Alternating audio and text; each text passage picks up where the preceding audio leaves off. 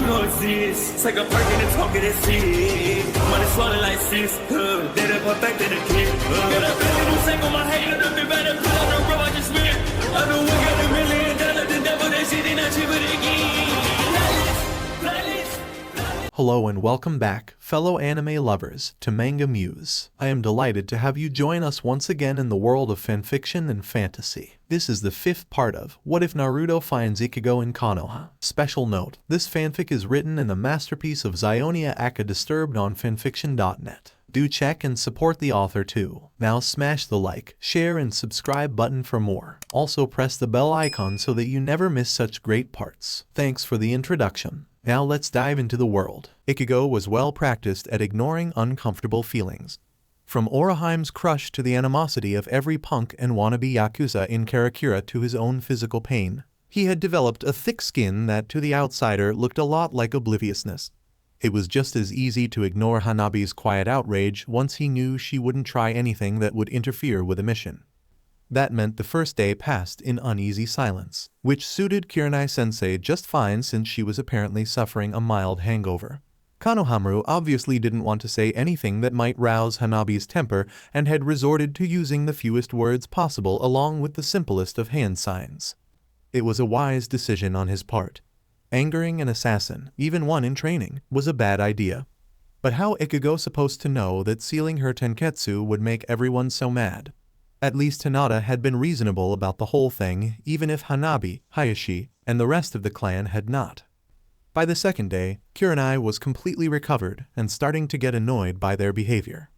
Ichigo was responsible for carrying the crate of booze since he had the best endurance and because sealing it wasn't an option as it muddied the taste according to Tsunade. So Kurenai had Hanabi and Konohamaru scout ahead while she tried to explain exactly what Ichigo had done to aggravate the entire Hyuga clan. No matter how many times she explained, Ichigo just didn't get it. So what if the Hyuga used that technique almost exclusively? It wasn't as though fighting styles were patented, and other people could copy the style just as easily. Kakashi was famous for that sort of thing. Kurenai's counter-argument that Kakashi was a genius shinobi, who was an acknowledged cage candidate, hardly invalidated his own. It just meant that it was a hard technique to copy, not that it was impossible. The next morning, Kurenai went out on patrol with Hanabi. Ichigo wasn't sure what they talked about, but Hanabi was even more irritated when they got back. They spent the afternoon in the same awkward silence. That didn't bother Ichigo too much because by that point they had entered into the range of something that possessed above-average ryaiatsu. It wasn't human ryaiatsu either. It felt more like the 9 tails sealed inside Naruto than anything else. It was a good thing that Ichigo wasn't responsible for patrolling the perimeter because the ryaiatsu source was overwhelming and distracted him from just about everything.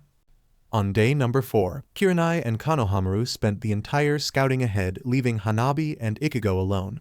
They had one brief discussion of the situation. "I don't understand why it bothers you so much," he had told her. "Because it's my clan's technique," replied Hanabi. "How would you feel if an outsider beat you with one of your clan's techniques?" "You mean, if some random person used a Quincy ability? They'd have to be another Quincy, I think," said Ichigo. "I mean, other people can use things that have the same effect, which is what I did." "I can't stand it," screamed Hanabi. "You don't care about being a noble. You don't care about having a Kekkei Genkai. You don't care about being an Uzumaki." "Hey, I care about all of those things," protested Ichigo. "Because those things helped me find my family." "That's point. You care about your family, but you don't care about your culture," said Hanabi. "It's a matter of pride." "I have pride, but pride's no use if it gets you killed. If I limited myself to what members of my clans whatever should know, then I couldn't have done anything that really mattered," said Ichigo. "Your family is supposed to be your support, not your chains. And besides, it's not like you want to master that tenketsu sealing stuff. You want to be an assassin, right?" Hanabi went paler, if that were possible. "Who told you that? Was it Kurenai-sensei? Hinata ni sama?" "You did," said Ichigo. "You told me during training. You don't fight like a melee fighter. You move like an assassin." "I never did anything such thing," shouted Hanabi. "And don't tell anyone else." "I wasn't going to," yelled Ichigo. "It's your business what you do." "Good. Fine. Fine." And that had been that. Ichigo was pretty sure that now Hanabi was mad at him for knowing she wanted to be assassin rather than a traditional Hyuga-style fighter. But he wasn't sure how to ask without telling, and angering her anymore would be a bad idea. When Kurenai and Konohamaru came back, they both glared at him. He couldn't fix anything when she the unreasonable one. On day number 5, the team finally stopped at tiny trading post on the border between the Land of Fire and the Land of Water. On Earth, a border town like this one would be huge, but the largest town Ichigo had seen was nearly half a day's journey away from the actual border. The near-constant state of war between the various nations meant villages like this were partially or entirely destroyed every few decades. Still, Ichigo could see some sign of expansion that had undoubtedly occurred since the Great Shinobi Alliance. As the lead, Kurenai handled the exchange with the Mist Jounin, while the two groups of genin watched each other and theoretically looked for enemies. The Mist Genin were younger than Hanabi and Konohamaru, which made them much younger than Ichigo, almost a decade, if he guessed correctly. Ichigo tried not to think about it too much. If it rained anymore in his inner world, he was sure Zenjutsu would start complaining, and he didn't need that headache on top of everything else. The trip back promised to be equally as pleasant, though they were taking a slightly different route back. On the second day back, 7th overall of the mission, Ichigo realized they were heading closer to the anomalous source of Ryatsu. He wasn't sensitive enough to target the origin, especially in a large cloud like that, unless he was really close, but he planned to inform Kurenai-sensei if he was able to identify it as dangerous. So far, it seemed natural, almost inert, and Ichigo didn't want to alarm anyone unnecessarily or explain how he was sensing something no one else noticed. The light was a surprise to everyone. Hanabi screamed in pain while Ichigo closed his eyes too late to avoid the blinding flash. The ground exploded almost immediately after. There wasn't enough force to do any damage, but the explosion released a cloud of poison dust along with the usual clods of dirt. Ichigo breathed in involuntarily and started to fall to the ground. Hanabi's screams died to pathetic whimpers and she hit the ground. Konohamaru dropped next and Kurenai was listing if his Ryatsu senses were to be believed. Blinded, deafened, and poisoned as he was, Ichigo still managed to tag the Ryatsu of 4 unfamiliar shinobi once they enter his range. 2 grabbed Konohamaru and Hanabi and ran off with a third. The 4th lingered and moved to Kurenai. She swiped at him with a kunai, and the enemy shinobi kicked her in the stomach. She dropped and didn't rise again. A malicious feeling flooded the air. Killing intent, Ichigo realized. He had never felt it separated from Ryatsu before. A surge of adrenaline raised Ichigo to his knees, but there was no way he could shake off the effects of the poison in time to reach Kurenai's attacker. He groped for Zenjutsu's hilt. The Zanpakuto appeared in his hand, and he hastily swung the blade over his head to gain momentum. He wasn't as familiar with the technique as Shiro Zenjutsu, who used it effortlessly, but he had practiced it enough times to be able to hit a man-sized target. Ichigo let Zenjutsu fly. The Zanpakuto hit the enemy shinobi at chest height, severing him in 2. Ichigo still couldn't see thanks to that flash, but he tracked the lingering ryushi of the man's body as the top half went flying in one direction and the lower half collapsed. The man's spirit was already gone. A faint mist of blood hit Ichigo's face, and he shuddered and collapsed back to the ground. All his panicked energy depleted. Zenjutsu had landed somewhere beyond Kurenai's prone body. She was still unconscious thanks to the poison dust and the earlier blow, but she was still alive, and that was the important part. Ichigo gave himself a few minutes to recover, breathing shallowly to avoid drugging himself anymore. The longer he waited, the farther away the kidnappers took Hanabi and Konohamaru, and the longer they were likely to check on their missing man. Ichigo closed his eyes and drew on his hollow regeneration ability. The burst of Ryatsu blew away the last of the hovering dust, even as it scoured Ichigo's body clean of the poison. The sensation of the delicate nerves, his eyes repairing themselves, was an annoying itch, but he knew better than to touch. The feeling faded when his eyes were healed and Ichigo let the hollow power fade from his body. He sat up easily and looked around. There was Kurenai and the dead shinobi. There was Zenjutsu. He didn't see any tracks left by the enemy, but he had been constantly monitoring Hanabi's mood for the past week. He would have no trouble finding her spirit ribbon once he started looking. For now he needed to take care of himself and Kurenai-sensei. Ichigo retrieved Zangetsu first, snapping the blood from the blade in a practiced motion and rewrapping in its cloth covering. He placed the sword across his back and let it fade back into his soul. Ichigo rose to his feet and checked on Kurenai. She was breathing and didn't seem badly injured. Ichigo looked around and tried to remember the map of the area. There should be a stream of some kind nearby. They were going to stop there before camping for the night. Ichigo picked up Kurenai bridal style. He wasn't going to sling her over his shoulder if she had internal injuries. He left the remains of the enemy shinobi where they were. He would be back to deal the body later. After a moment of hesitation, Ichigo leapt into the air using Heian Kyaku. He wasn't great at the Quincy technique, but he tended to go at top speed whenever he used Shunpo, which his body couldn't take much less Kurenai's, and Sunito, which was easier, was far too loud to be safe if their attackers were still around.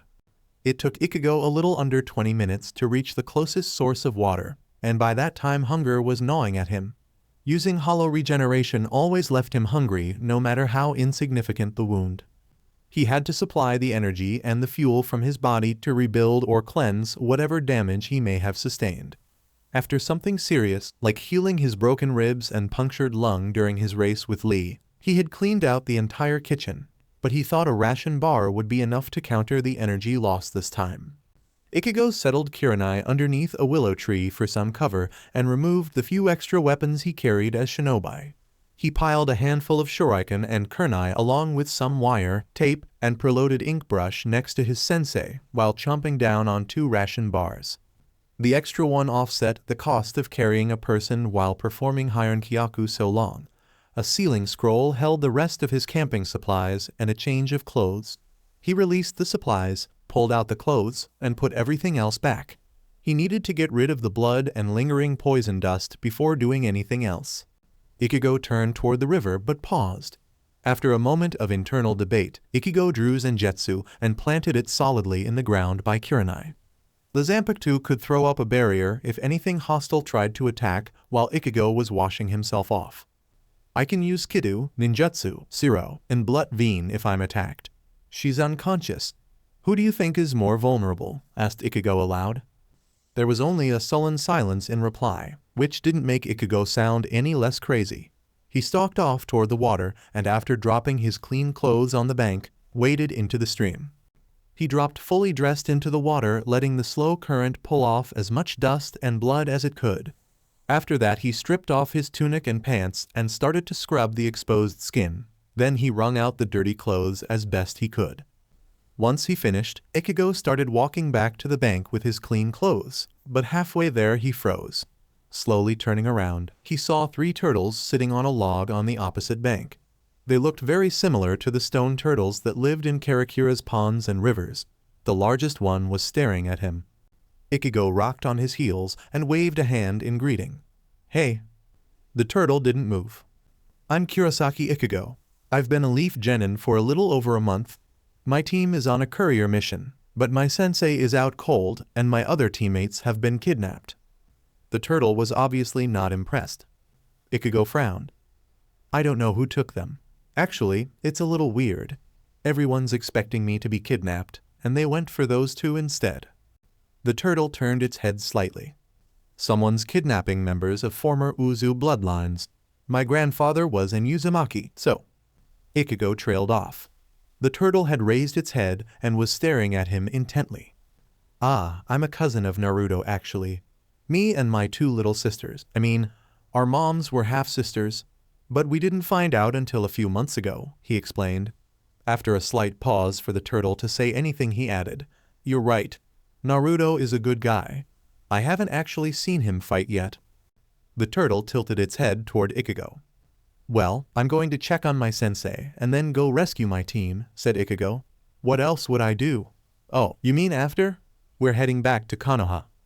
The turtle didn't move, but something in its aura drooped slightly. Would you like to come back to Konoha with me? Suggested Ichigo. The turtle titled its head in the opposite direction.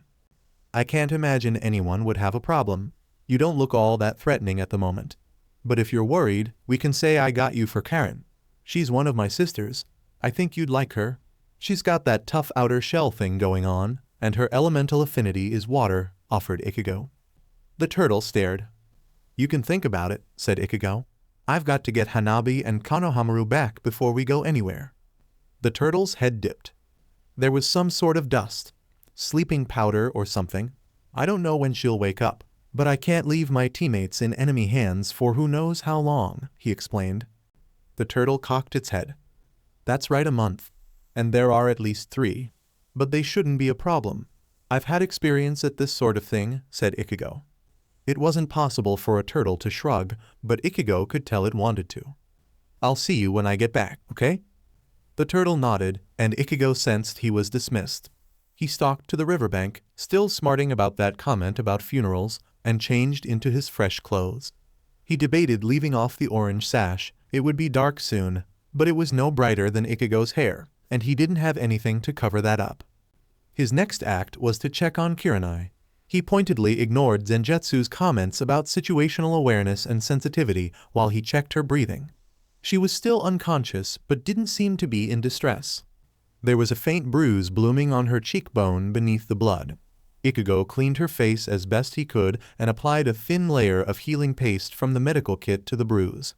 Steeling himself, Ichigo checked below her shirt. There was a much larger bruise there, but when he pressed there wasn't any unusual swelling or stiffness to indicate a deeper internal injury. That done, Ichigo went to get Kurenai's ninja supplies and add them to his own. That was when he realized the enemy ninja had made off with the crate of booze, as well as his teammates. He'd have to get that back too. Kurenai's supplies didn't suit his needs. He couldn't recognize all of the soldier pills and didn't have any use for extra weapons. She did, however, have an excess of empty scrolls, which gave him an idea. While the ink dried on the last scroll, Ichigo dropped into Jinzen. After a brief discussion, Ichigo pulled Zenjutsu into the physical world. When he opened his eyes, both spirits were standing there wearing almost identical frowns. I don't like it, said Shiro Zenjutsu. Are you sure this is what you want, Ichigo? Asked Old Man Zenjutsu.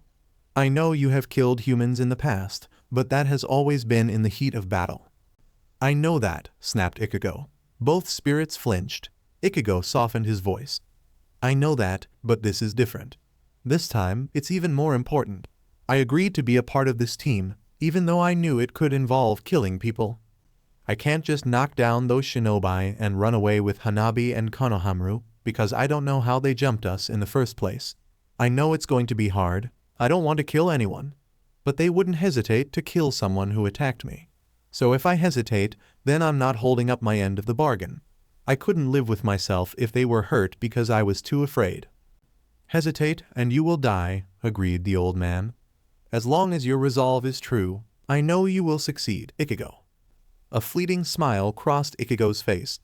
Thanks, old man. I still don't like it, said Shiro. Ichigo and Old Man Zenjutsu both stared at him in surprise. White Zenjutsu was usually the most bloodthirsty of the 3. He waved a dismissive hand. Yeah, whatever. Killing people. It's all well and good, he said. But why are you leaving us behind? It's our job to fight. The old man silently reviewed Ichigo's plan. Indeed, there is no place for us. I need you guys to look after Kurenai-sensei, explained Ichigo. Fuck that, said Shiro. She can look after herself. You are a trouble magnet. Ichigo glared at him. She's unconscious. I don't know any ninja traps, and I can't leave any Kiddo traps because she doesn't know how to disable them. And because you still sort of suck at Kiddo, added Shiro Zenjutsu. Ichigo scowled. I do not. Just at all that healing stuff Onohana crammed down my throat. All 3 shuddered at the memory of Onohana's Kaido lessons. Just look after her, all right. Who knows what's lurking around here? Like a 3-tailed beast, snickered Shiro. You didn't notice him either, protested Ichigo. The old man stepped forward. At least take one of us with you. Ichigo looked between them. Can I do that when you're not in Shikai? The 2 sword spirits glanced at each other. Shiro huffed and looked away. The old man shook his head. I didn't think so, said Ichigo. Otherwise, I would have. But I can't use Shikai for more than 10 minutes in my body. You could if you countered it with hollow regeneration, countered Shiro. For about 20 extra minutes before my body collapsed completely and I died, agreed Ichigo. Not going to happen. Should have brought the stupid doll, grumbled Shiro. I won't go on any more missions without him, I promise, said Ichigo. But it's too late now. Old man Zenjutsu held out a hand. Kunai. Puzzled, Ichigo passed the Zanpakuto to one of his kunai. He and Shiro watched as the manifestation of his Quincy powers carved a 5-pointed cross into the blade. He gestured again, and Ichigo held out his arm. The old man made a small cut on the back of his hand and pressed the carving into it, filling the design with blood. It is not the same as an actual focus, but it will do if you need a sword, said Zenjutsu. Thanks, said Ichigo. Get out of here, said White Zenjutsu. This is going to be boring. The sooner you're finished, the sooner we can leave. Ichigo smirked. You're not even going to threaten to take my place if I lose. White Zenjutsu scowled. If you lose to 3 shinobi, I don't want anything to do with you. Ichigo rolled his eyes and gathered up his scrolls and weapons. Whatever, just look after Kurenai and don't attack the turtle unless it attacks you first. Ruin all my fun, why don'tcha, whined Shiro. Ichigo nodded to his Zanpakuto and took to the air with Hyunkyaku. He was able to move almost twice as fast without Kurenai and reached the ambush site just as the sun touched the horizon. The deceased shinobi was still there. Ichigo had spared a few moments to check the body for identifying marks. He recognized the symbol on the hit I-8. Cloud represented Kumo, but if remembered correctly, the slash through the center meant his attacker was a missing nin. So, there probably weren't more than 3 shinobi guarding Hanabi and Konohamaru after all, or, at least, not many more than 3. Ichigo sealed the pieces of the body inside a scroll. Ichigo stood and faced east, the direction the kidnappers had gone. Ichigo's team had come far enough north to be in line with former Yuzashigakure and beyond that Kirigakure. Ichigo doubted either of those were his target's destination. They were probably angling for the land of hot water or planning to take a boat from the coast to the land of lightning. It didn't matter that much to him. Ichigo would find them either way. Calling up the spirit ribbons was surprisingly easy. Even though people with more spiritual power would normally add to the confusion, not many passed through this empty stretch of wilderness. The instant he grabbed Hanabi's spirit ribbon, he was in the air and racing toward his captured teammates. The sun had set by the time Ichigo found them. He hovered in the air far above their heads, just on the edge of his range of senses. If they had had a sensor type with them, then he would have been discovered already.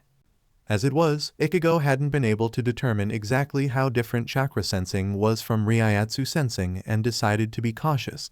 He kept his own spiritual pressure as low as possible while using Hyunkyaku and prayed it kept his chakra levels down too. In the dark, Ichigo decided he needed more than vague markers of spiritual power to avoid hitting Hanabi and Konohamaru. Summoning his mask was sure to attract attention. Instead, he flooded his eyes with hollow Ryaryoku and felt them change from brown on white to gold on black. When he looked down again, the scene was as clear as day. Hanabi and Konohamaru were bound hand and foot. Both were still unconscious, but as he watched, one of the shinobi injected them both in the thigh with some sort of syringe. Ichigo let himself drift a little lower. Out for the next 12 hours, said the shinobi with the syringe. Good, said a kunoichi, the only one in the group. We'll be gone by then if Kimiguro ever comes back. What's taking him so long? The remaining shinobi, a large man almost as tall as Zaraki Kenpachi, shrugged. You know how he is about Leaf Nin. He's probably taking his time. I told him not to, snapped the kunoichi. The Suratobi brat means more to the village than 2 random shinobi, and the Hyuga means more to any potential buyers than the other 3 combined. We know already, complained the one with the syringe. He had packed it away and was moving to take a position on the perimeter of their makeshift camp. Do you want to go get him? Do you want me to go get him? We can't keep them under too long or they'll spoil. The kunoichi bit her lip. No, we'll wait, and if he's not back in 4 hours we'll leave without him. There went Ichigo's chances of picking one off all on his own.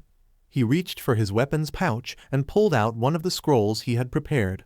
It was a written kiddu designed by Kukaku as part of a fireworks show. The kiddu wasn't as dangerous as real fireworks, involving no explosive powders or fire, but it did create and lots of noise and light, which was all Ichigo needed in a distraction. He tossed the scroll in the opposite direction of his teammates. There was no need to draw the fighting to them, and used the time it took to fall to charge a zero. The scroll in the ground and exploded in a burst of color and sound. The enemy shinobi jumped and moved to the edges of the camp to look for the attacker. Ichigo fired the zero at the man with the syringe. "Ken is down," shouted the large man. It came from above. The kunoichi formed hand signs while the man tossed kunai in Ichigo's direction. The kunai fell short. Ichigo was too far away to hit with random attacks. A thick mist rose from the ground, hiding his opponents from sight. Ichigo didn't need sight with his ability to sense Ryoryoku, but he wasn't sure how much control the kunoichi had over the fog. Ichigo jumped higher into the air, well over 150 feet straight up, and used kawarimi to replace himself with the remaining male shinobi. Ichigo imagined ninja could survive a fall from that height, but not without preparation. 3 seconds later, he heard a loud thump underneath the sound of the fireworks and felt the shinobi's life fade. That left the kunoichi. Ichigo stretched out with all his senses. There was a quiet splash behind him. Ichigo turned and jumped away from a kunai held in the kunoichi's hand, but paused. There wasn't any spiritual pressure to the woman. That meant it was a clone, a distraction.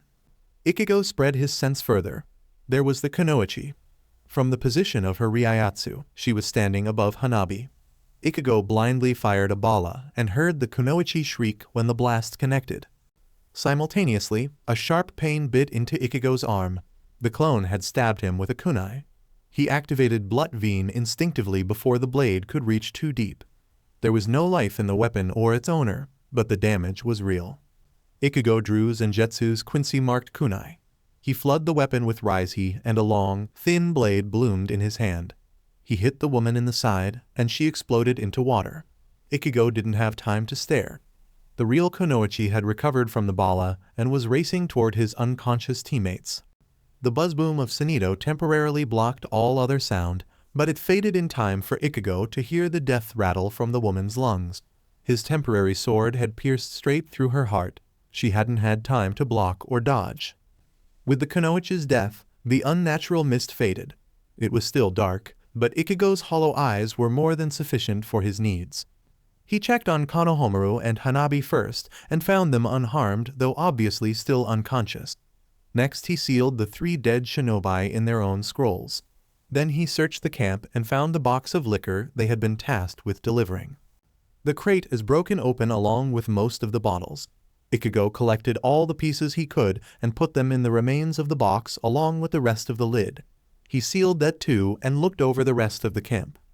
The missing nin hadn't had time to set up or hadn't wanted to. There were the remains of a fire, but they were cold to the touch.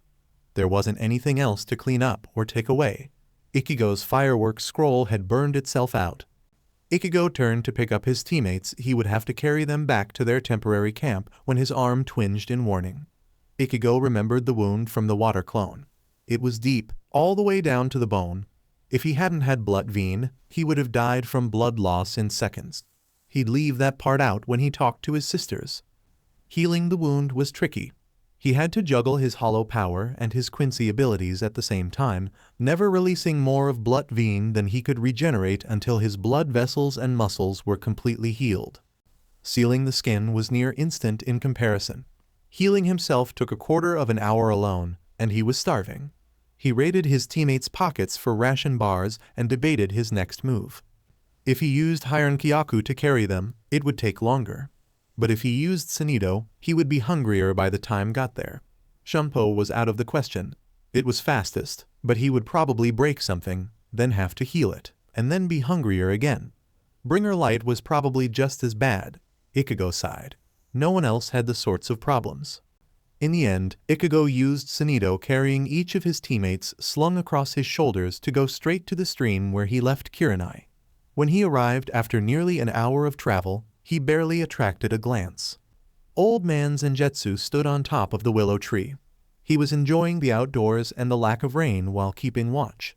Underneath the branches, Kurenai was still unconscious, and White Zenjutsu was having a staring contest with the turtle. "Shouldn't Kurenai-sensei be awake by now?" asked Ichigo, setting down the 2 shinobi. "I had to knock her out," said Shiro, not even flinching. Ichigo stared. "What?" Why? Well, how exactly was I supposed to explain this? Asked Shiro, gesturing at himself and Zenjutsu's sword form. It's not like she's in the know. Turtle wagged its tail. Ichigo looked again. No, definitely tails. 3. We're from another dimension, said Ichigo. It's complicated. I need food. Ichigo made a beeline for their rations, dug out all of their extra food, and started eating. That made Shiro break away from the contest. What did you have to heal something? He asked. This clone stabbed me. It was made out of water, so it was solid. I wasn't expecting it, mumbled Ichigo through a ration bar. Shiro stomped over. He yanked up Ichigo's free arm and studied the tear in the fabric. Old man Zenjutsu dropped down from the treetops. You moron, he snapped. And turn off your eyes. Ichigo had forgotten about that. He released his hollow power and the world faded to shadows. Some of the hunger lessened to enough that he wouldn't have to eat all their extra food. At the same time, white Zenjutsu faded from view. Ichigo looked up at the old man. You will recover energy faster if we are not manifested, he said, and you should sleep. Ichigo opened his mouth. We can keep watch from within the sword now that you are here, said Zenjutsu. Finish eating. We will wake you if danger approaches. That sounded great to Ichigo. Thanks. And thanks for looking after Kurenai too. I know you guys didn't like staying here. Old man Zenjutsu gave him a level look. What we want most is to protect you, Ichigo. If at times that means preserving your mental state, then we can do that too. But don't do it again, said Ichigo. I understand. Said the old man, then he vanished too. Ichigo rolled his eyes, and people accused him of being overprotective. Sleep did sound nice though, just as soon as he finished eating. Kurenai woke with a start followed by a groan. She ached all over, but she could endure it easily enough given she hadn't expected to wake up at all. She opened her eyes and hissed. The morning light was enough to hurt her eyes and increase her headache from dull throbbing to kunai to the brain levels. It would probably kill Hanabi. Hanabi, Konohamaru. Adrenaline surged through Kurenai. She shot upright and looked around. They weren't in an explosion-laced grassland. They were beneath Willow Tree by a stream. There was Ichigo's massive sword glinting in the sunlight. There was Ichigo asleep leaning against the tree trunk with a turtle curled up at his side. Kurenai shook her head slightly and kept looking. There was Konohamaru and next to him Hanabi. Both were asleep. Everyone was fine. Kurenai relaxed and the pain filtered back in. Her stomach felt like a giant bruise and her face was on fire on top her headache. And to add insult to injury, she felt disgusting like she was covered in dried blood and dirt. She chanced to look down. Yes, dried blood and dirt. Pulling up her shirt, Kurenai checked her stomach. It was one big bruise, but someone had obviously applied bruise balm to alleviate the swelling. She pressed lightly but didn't feel any unusual swelling. If she was internally bruised, well, maybe Hanabi could tell them, but there wasn't anything the four of them could about it. Setting that problem aside, Kurenai gathered her strength and rose to her feet, staggering only a little bit. She heard a quick intake of breath from behind her. Kurenai-sensei, how are you feeling? Asked Ichigo. Kurenai squinted over her shoulder. The light was still a bit too bright to be comfortable. Ugh, gross and a little beaten. But I'll be fine. What about you? Regeneration ability, he said quietly. Kurenai frowned. That just meant he wasn't hurt now, not that something hadn't happened. Report. What happened? How did we get here? Ichigo retrieved his sword and summarized the events of the last night while Kurenai checked on her other charges. They were still sleeping, drugged according to Ichigo for at least 5 more hours, but otherwise fine. Except there were tears leaking from Hanabi's eyes, even while she was asleep. Kurenai searched for the medical kit and wrapped a few of their clean bandages around her head to cut out some of the light. Is there a problem? Asked Ichigo. Byakugan is very sensitive to big flashes of light like that, said Kurenai. If it was active, then Hanabi will take a little longer to heal than the rest of us. Now, if I have this right, we were attacked. Hanabi and Konohamaru were kidnapped. You killed the man attacking me, brought us here, cleaned up, formulated a plan, tracked down Hanabi and Konohamaru, took down 3 missing nin of unknown strength, rescued your teammates and secured the package. Yes, said Ichigo hesitantly. Without injury? She asked. Ichigo scowled. No, I got cut here. He pointed at the part of his arm directly above the artery. But it's healed now. I had to eat all of our extra food to make up for it. That's fine if you need it, she assured him. But why didn't you wait until I woke up? I didn't know how long that would take, said Ichigo. The guy who attacked you really hated Konoha shinobi. They all did actually. I wasn't sure what would happen to the others if I left them there. Kurenai acknowledged the point. Tell me why you didn't bring your primary weapon with you. I left Zangetsu here to keep guard, said Ichigo. Kurenai stared at him. Ichigo reddened slightly. Zangetsu can do stuff like that sometimes, if I ask nicely. The sword Kurenai trailed off. Ichigo might have risked his life for them. But he wouldn't tell her any more about his chosen weapon. He refused to tell them anything about his old abilities and skills. And what about the turtle? Asked Kurenai. Ichigo glanced at the reptile still sleeping next to the tree. He's for Karin. Kurenai shook her head. I'm going to wash off and change clothes. Then we're going to carry Konohamaru and Hanabi until they wake up. No breakfast? Asked Ichigo plaintively. Kurenai laughed quietly. Between her stomach and her head, the thought of food was nauseating, but he obviously needed it. You eat breakfast while I wash. Just save me a ration bar, okay? She said. Right, said Ichigo. In about 10 minutes, they were ready to go. Kurenai was carrying Hanabi, who was lighter, while Ichigo carried Konohamaru and the turtle. Kurenai didn't stray entirely from their assigned return route, but she did cut off a lot of the twists and turns. She felt it was more important to get back to Konoha at this point. Every hour, they took a 5-minute break to rest and stretch. At the 5-hour mark, Konohamaru and Hanabi started to stir. Kurenai called a halt. She and Ichigo got out water and food while the two genin shook off the lingering effects of the drug. Oh no, said Konohamaru when he woke up all the way. Was I the only one who got knocked out? No, they got all of us, except Ichigo, said Kurenai. How are you feeling? Fine, said Konohamaru, pushing himself to a sitting position. Just hungry, thirsty, and I really need to pee. Everything is sort of blurry too. I can't see anything, said Hanabi at almost the same time. Ichigo and Kurenai exchanged a worried look while Konohamaru sat on his portion of food. I covered your eyes to keep out the light, said Kurenai. Hanabi's mouth tightened. It's still really bright. You were still sensitive to light when you woke up, said Ichigo. Hanabi, we're going to leave the bandages on until we get back to Konoha, said Kurenai. If you can carry her that far? Ichigo shrugged. Shouldn't be a problem. Kurenai frowned back the way they came.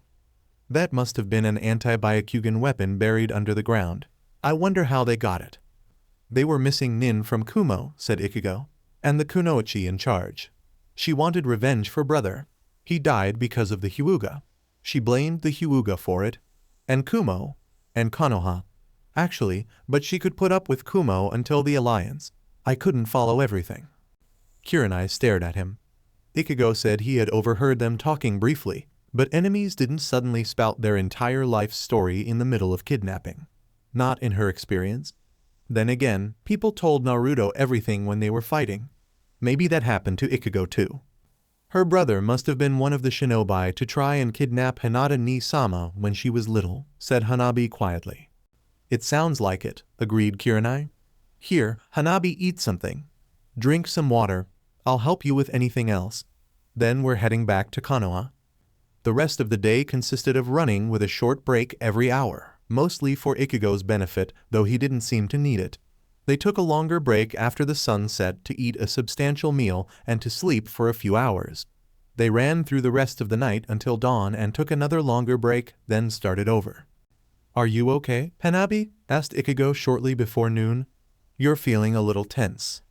Kurenai, as the most experienced of the group, was running point. Ichigo was carrying Hanabi in the middle. Konohamaru, having the broadest area attack thanks to his ninjutsu specialization, was covering the rear. He also had volunteered to carry the turtle for Ichigo. The reptile was in a cloth bag strapped to Konohamaru's back and didn't seem to be suffering from the lack of water, though Ichigo gave it a little food and more water at every stop. Konohamaru met Kurenai's concerned gaze as she glanced at the pair in the center. No, it's just everything's pale gray, said Hanabi. I thought it might be better today. But what if I'm blind forever? What good is a shinobi who can't see? Kurenai winced. She had similar concerns about Hanabi's eyes. She really had expected them to recover by now. Konohamaru and Ichigo didn't say anything. The moment stretched as the question hung ominously in the air. You remember that my dad's from a place called Soul Society, right? Asked Ichigo. And that they have an army? An army of Shinigami, blurted Hanabi. Yeah, said Ichigo warmly. Everybody here thinks it's pretentious. But they're the army. What can you say? If Kurenai recalled correctly, Ichigo was also a Shinigami, a reservist. At least, he had been until Soul Society's government had driven him and his sisters to the elemental countries. The capital of Soul Society is Serete, the court of pure souls, continued Ichigo. It's impressive looking from one I've seen. Usually it was under attack while I was there, but it was still huge. And their army is called Gore 13, the 13 court guard squads. Now each division has a captain that is about as strong as a cage. Kurenai kept her focus on her surroundings, but she strained to listen. 13 cage-level fighters in one army. That sounded like overkill. What are they all for? Asked Hanabi. Fighting hollows mostly. Taking down the occasional rebellion. Fighting very short wars, said Ichigo. And Soul Society is huge, so they've got a lot of area to defend. Makes sense, said Hanabi. So why are you telling me this? The former captain of the 9th Division was born blind, said Ichigo. And he still became one of the strongest fighters in Soul Society. Kurenai tried to imagine a cage with such a huge handicap. You couldn't learn hand signs, read scrolls, make tags, or see your opponents. 99 out of 100 genin would die trying something like that. Uchiha Itachi could fight blind, but he was genius and had been born with sight. How did he do it? Asked Hanabi. He trained himself to sense Ryayatsu that's a bit like sensing chakra so well that he could do everything but see, said Ichigo. He even had this special attack that blocked out all light and sound so that he had the advantage against his opponents. That sounds awesome, said Konohamaru. Do you think I could do that, if my eyes didn't heal? Asked Hanabi. I don't think you'll need to worry about that, said Ichigo. But I think you could, if you had to prove that eyes don't matter. If you're determined enough, you can make your own place in the world. Ichigo was talking about more than Hanabi's ability to see. Someone must have told him her intention to become a member of Anbu's assassination squad. It wasn't a bad goal for a shinobi, but the Hyuga were almost always frontline fighters. Kurenai glanced over her shoulder to see how Hanabi was taking the impromptu lesson. The girl was frowning. You didn't make a place in your world, she said. Whoa. Sorry, I tripped, said Ichigo. What was that? You came here, clarified Hanabi, to the land of fire. Everyone knows you're a refugee. Ichigo sighed. I could have made a place, but I wasn't that determined. What do you mean? Asked Hanabi. I would have had to kill hundreds of thousands of people and probably 90% of my friends to make my own place, said Ichigo.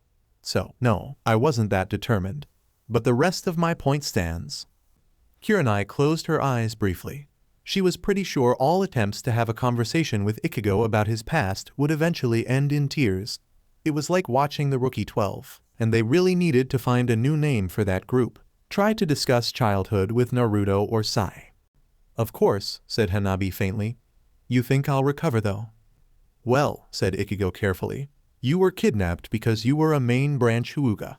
I think if they had damaged your eyes permanently, then that would have defeated the point. That makes sense, said Hanabi. She actually managed to sound cheerful.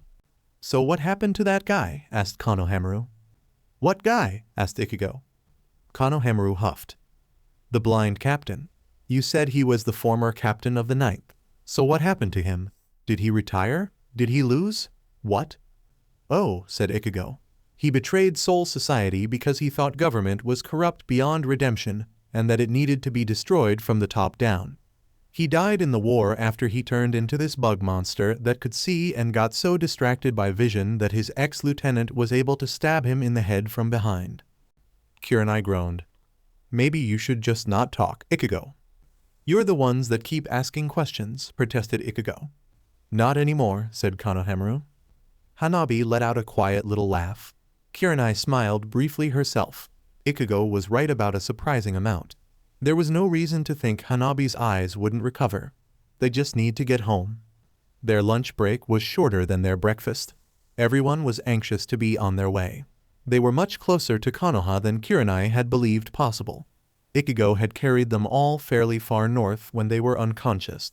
She was certain that, after dinner and a few hours of sleep, that they would be able to get back to Konoha before the sun rose. When they ran straight into an Anbu team, it was a complete surprise. Kurenai caught sight of movement and brought the team to a halt. With a gesture, she ordered them up into tops of the trees. She cast the subtlest of genjutsu over the team, so that an enemy eye would pass them over as a part of the landscape and not be drawn to an aberrant source of chakra. A hooded figure stopped beneath their perch, then another. Then one of the figures tilted its head up, and Kurenai saw the white mask. At her side, Ichigo stiffened then relaxed. He still automatically reached for Zangetsu whenever he saw an Anbu, but she had never received an explanation why. Another masked figure appeared. It was Hound. He made the appropriate signs. Kurenai relaxed. "It's an Anbu tracker team," she said for Ichigo and Hanabi's benefit. "That's Kakashi, right?" asked Ichigo quietly. Kurenai shot him a look. "In uniform, it's Hound. Don't forget, okay?" Ichigo nodded. Konohamaru and Hanabi echoed him. At Kurenai's lead, the entire team dropped to the forest floor. "What's wrong?" asked Kurenai, hurrying through the countersign exchange. "We're glad to see you, but we're not late."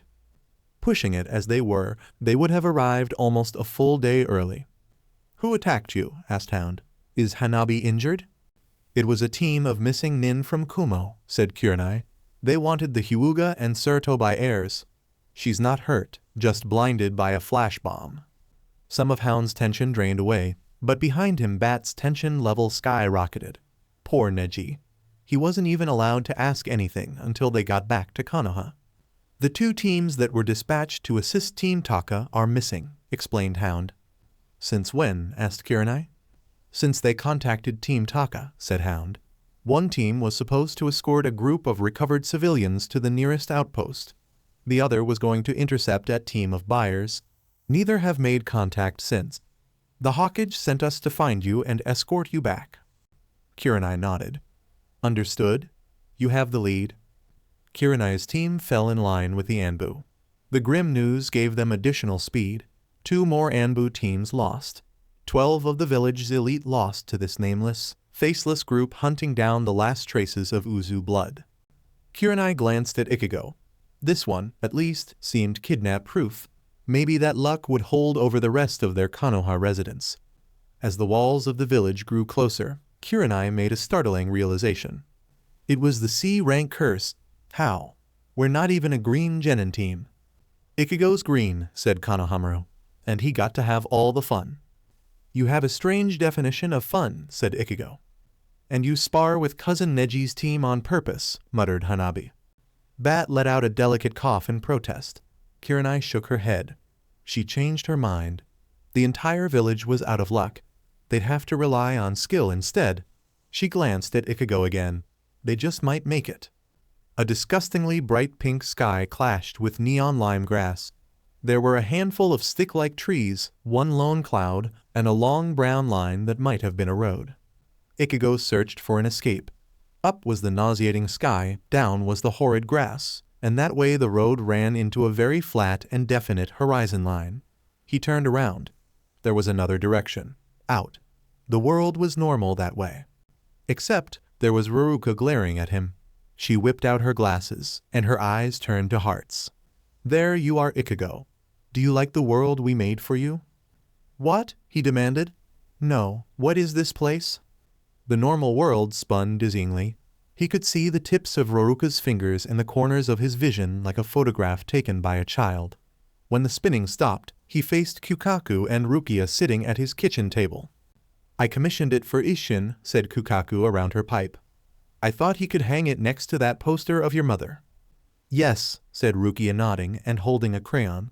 "Kukaku Dono is paying me 1,000 yen. "It's not even worth that," yelled Ichigo. Rukia frowned. "But I even put Chappie in it? SHH. Don't tell anyone though. He's copyrighted." I don't care about your stupid rabbit, said Ichigo. Let me out. No, it's much safer for the three of you there, said Kukaku. Yuzu and Karin are here too. Where? Demanded Ichigo. Behind you, Ikai Nye, chorused the girls. Ichigo turned. It was Yuzu and Karin as drawn by Rukia. They didn't look human, but they were holding hands and skipping down the road. We're going to Konohagakure, they said. Their heads turned around to look at him.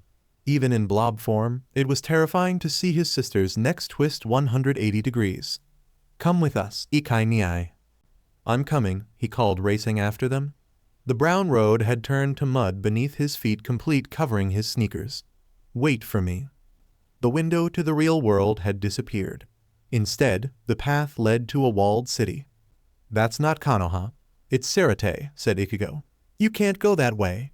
It's not allowed. Ikai Nye's too slow, sing-songed the twins. Ichigo pulled his feet out of his shoes and raced after the girls. They passed through the gate, and it slammed shut behind them, barring his way forward. Ichigo beat furiously at the door, but it refused to open and the gatekeeper neglected to appear. Ichigo turned around and flew back down the path. At the other end was a different walled city. Two bears in Konoha uniforms stopped him. What do you want? They asked. I need to rescue my sisters, he shouted.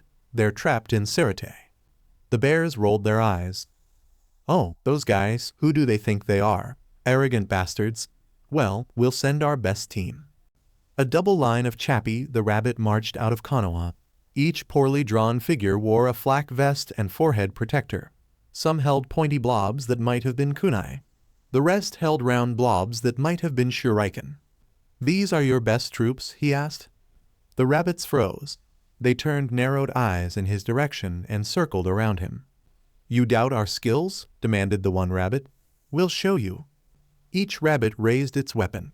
Ichigo gaped. They were in a circle. What did they think was about to happen? Ichigo jumped into the sky to avoid the bloodbath, but plummeted back to the earth. His body was too heavy. He couldn't stay in the air. The rabbits threw their weapons. Ichigo dropped to his stomach and covered his head. Blood sprayed into the air, staining the sky an even more vivid pink. A dozen poorly drawn Chappie heads crashed to the ground. Every one last rabbit had Rukia's violet eyes. Ichigo screamed. There was a short shriek and a dull thud from Ichigo's bedroom. Karin winced and tried to think of the bright side. Ichigo hadn't punched a hole through the wall. That had happened once in Karakura when Ichigo activated his hollow powers while dreaming. None of the Shinigami who visited that week could stop themselves from laughing. Then again, none of them had heard the agonized cry Ichigo had made in his sleep. Is that normal? Asked Naruto as a shower rattled to life in the background. The blonde was eating breakfast with them and had been for the past 2 weeks. Normally, Karin and Yuzu tried to eat breakfast with Ichigo before he started training with Team Guy. While he was away, they had been eating later and invited Naruto to join them. Adding a new person to family meals was hard but pleasant at the same time. Karin also felt more comfortable giving him some of Uzumaki Mamoru's belongings, including almost 24 books on sealing theory. Ichigo had always intended to give them to Naruto, but his schedule was surprisingly busy these days, and he had never found the time. Of course, Karin regretted handing over the books almost instantly. Naruto had spent the next 2 days babbling about high-level sealing jutsu, written by Mamoru himself, which neither she nor Karin could understand. Ichigo could have followed the conversation. If she had waited, maybe Karin could have been listening to that conversation and avoided this one. She ducked her head and concentrated on her rice. Ichigo didn't like to talk about it, so Karin didn't either. No, said Yuzu. Fighting doesn't usually give an Ikai Nye nightmares, but he gets upset if he doesn't have something to do. Naruto narrowed his eyes. So 3 days of mandatory downtime. Not a good idea, muttered Karin into her bowl. But Ichigo needed it, Yuzu told her sharply. She turned a firm gaze on Naruto. He slept through that whole first day back and only got up to eat dinner. He had to rest. He wasn't here yesterday morning, said Naruto carefully. Karin set down her chopsticks and reached for her tea. Ichigo woke up in time for taijutsu practice yesterday. He needs his routine too, and he likes Lee's spirit. Naruto's eyes brightened with suppressed laughter. Karen hadn't actually met any of the people her brother practiced with in the mornings, but according to Ichigo, they were all very passionate about their work. He needed to be around people like that until he found his own purpose again. But after practice, he came home and slept until lunch, added Khan. The mod soul wasn't eating with them. Instead, he was sitting on the back of Karen's chair, presumably watching the apartment's newest resident. He added that after lunch, said Karen, gesturing over her shoulder. That was a multi-tiered water fountain with a broad, shallow pool at the base. Ichigo had installed it in the corner of the living room where the blue Quincy-themed wall met the mostly green Shiba wall. Yuzu and Isabu had worked together to select best fountain design and the most appropriate aquatic plants to complement the color scheme and match Naruto's gifted bonsai. Not that Isabu went by that name around guests. Somehow, Naruto hadn't recognized the Three Tails' diminished form, so he and the other tailed beasts were playing a prank on the blonde Jinchuriki. Karen and the Biju had spent hours picking out a nickname. "How is Sandy?" asked Naruto with a grin. No one had flicked an eye at the English. Somehow, the ninja occasionally used phrases of it themselves, even though there was no version of England in the elemental countries. Naruto had thought Sandy was a perfect fit for a turtle. At the hospital, Sakura-sensei even mentioned how close Sandy was to Sanbai phonetically. Karen didn't understand shinobi. They didn't seem to realize a demon was a demon no matter what its size. Look at Toshiro, he had barely looked older than her when they met, and he was one of strongest captains in Soul Society. "He's settling in okay," said Karen. He was settling in even better after Karen had taken the time to show him how rein in his spiritual pressure along with his chakra. She had to hand it to the turtle. He was a quick study. "I know Ichigo picked him up for you," said Naruto. "But did you actually want a turtle?" "No," admitted Karen, "but I think he's pretty cool." Isabu had offered to teach her advanced water jutsu in exchange for teaching him about ghosts. Karen had jumped on the chance. She just needed a free afternoon and a trip to closest lake. The training ground where they played soccer would probably work. "And he's the same size as Bostov," said Yuzu brightly. "They can play together." Karen choked on her tea. There was a surprised-sounding splash from the fountain, and Khan stammered out a denial. Naruto threw back his head and laughed. "Do you play a lot, Khan?" he asked once he calmed down. "Poker, maybe," said the mod soul with a huff. Khan brightened. "Do you think Sandy plays poker?" Karen rolled her eyes. They weren't supposed to be bringing attention to the fact that Sandy wasn't a normal turtle. Did no one understand the pranking process? Naruto looked thoughtful. "If he's a nin animal, he might be able to play," said Naruto. "A what?" asked Karen. "Lots of animals learn to use chakra and train as ninja," said Naruto. "You've met Tsune Ba-chan and Sakura's slugs, right? And I have a contract with the toads. And Sasuke team has a contract with snakes. Those are special clans of animals. But individual animals can learn too.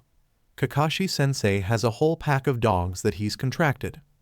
"Kakashi-san has dogs?" asked Yuzu. Naruto nodded.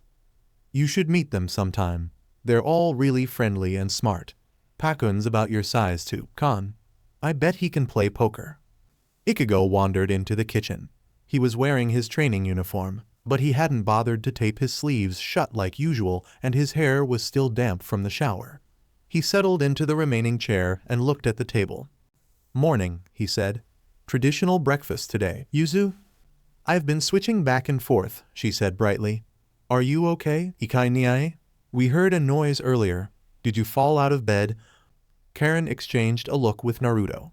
They had heard more than that, but Yuzu was the interrogation expert these days. If she wasn't going to mention the scream, then neither were they. "Just a weird dream," said Ichigo, reaching for the tea. He must have noticed their concerned stares because he added, "I was attacked by badly drawn rabbits." Karen wasn't entirely relieved.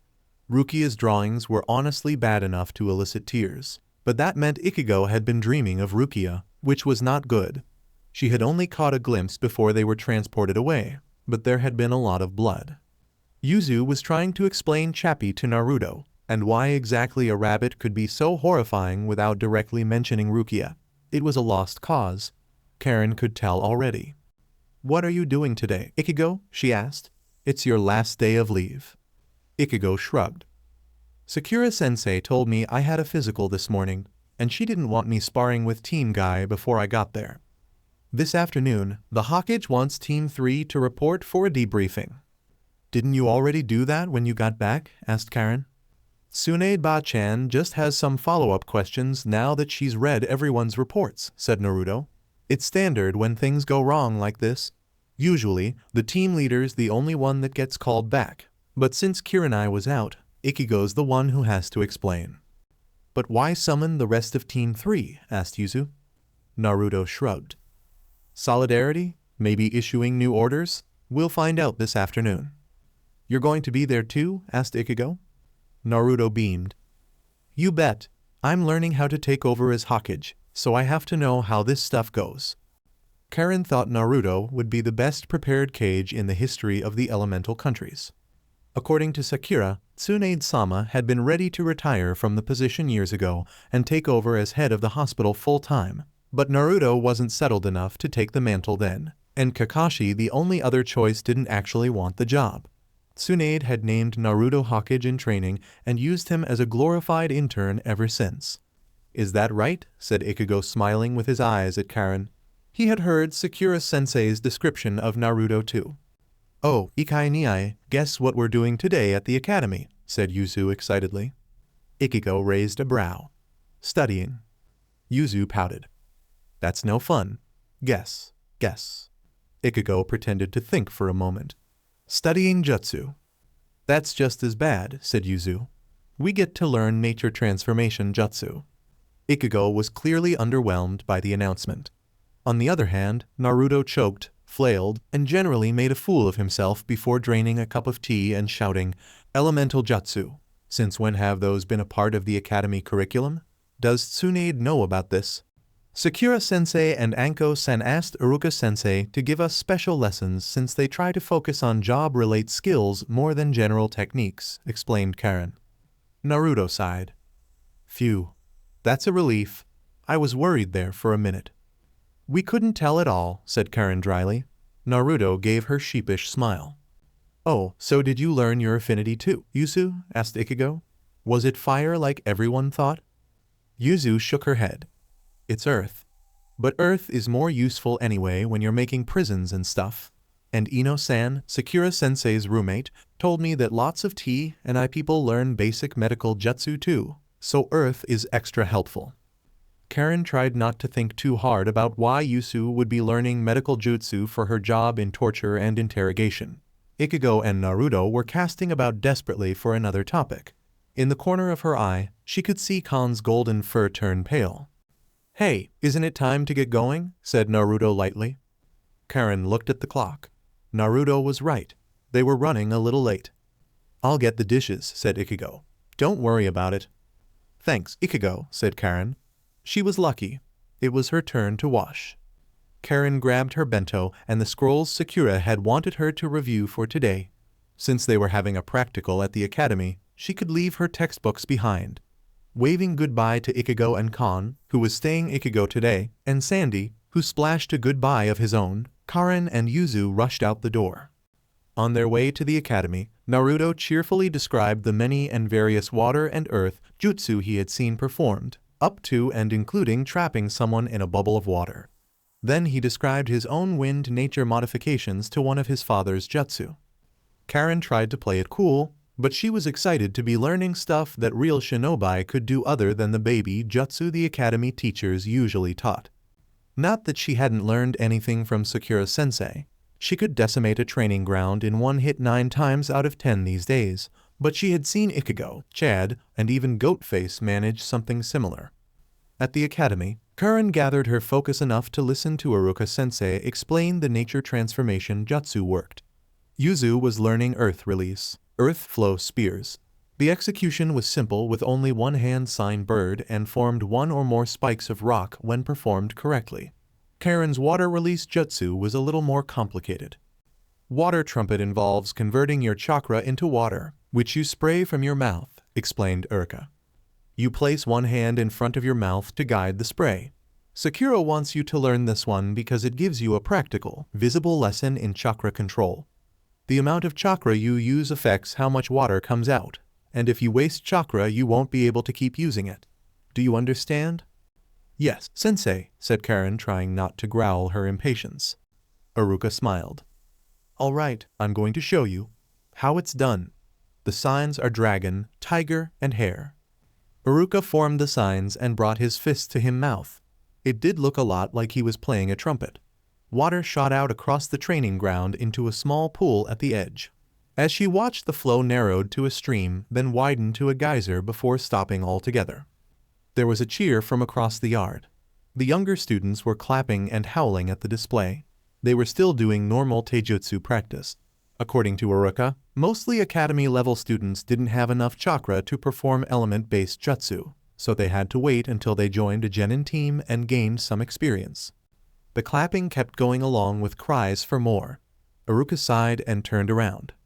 Get back to practice, he yelled as his head grew 10 times its normal size. The students shrieked and laughed and turned back to their taijutsu. Karen hid a smile. Any questions? Asked Iruka. No, sensei, said Karen, trying to be at least a little more patient than her 12-year-old classmates. Don't be discouraged if it doesn't work the first few times, said Iruka. And try to aim for the pool. Maybe from a little bit closer. And if you start to feel tired, you need to stop. I don't want you suffering from chakra exhaustion. Karen nodded and set herself to practicing. Karen's first try failed completely. The next few attempts barely produced dribbles. Karen stamped down on her frustration and kept going. Slowly, she worked her way up to more sizable and steady streams. After she achieved a spout twice the size of her head and managed to do it more than once, she started working her way down again. Karen was molding the necessary chakra to produce the correct amount of water, but she realized she hadn't been able to change the speed of the stream following that first dribble. After some internal debate, she decided the problem had something to do with water pressure. On her next attempt, Karen tried filling her mouth with chakra before converting it to water. She promptly spat it all out in a glob when she simultaneously choked and snorted water up her nose. She ultimately crowned this mistake by falling on her butt while coughing. Are you okay? Karen called Yuzu. Her twin was standing at the end of a row of pillars that gradually became pointer and taller as one looked down the line. Yuzu was a little dirtier than she usually preferred, but her face glowed with accomplishment, though at the moment it was tempered with concern. I'm fine, said Karen a little hoarsely. Karen didn't want to try that again anytime soon.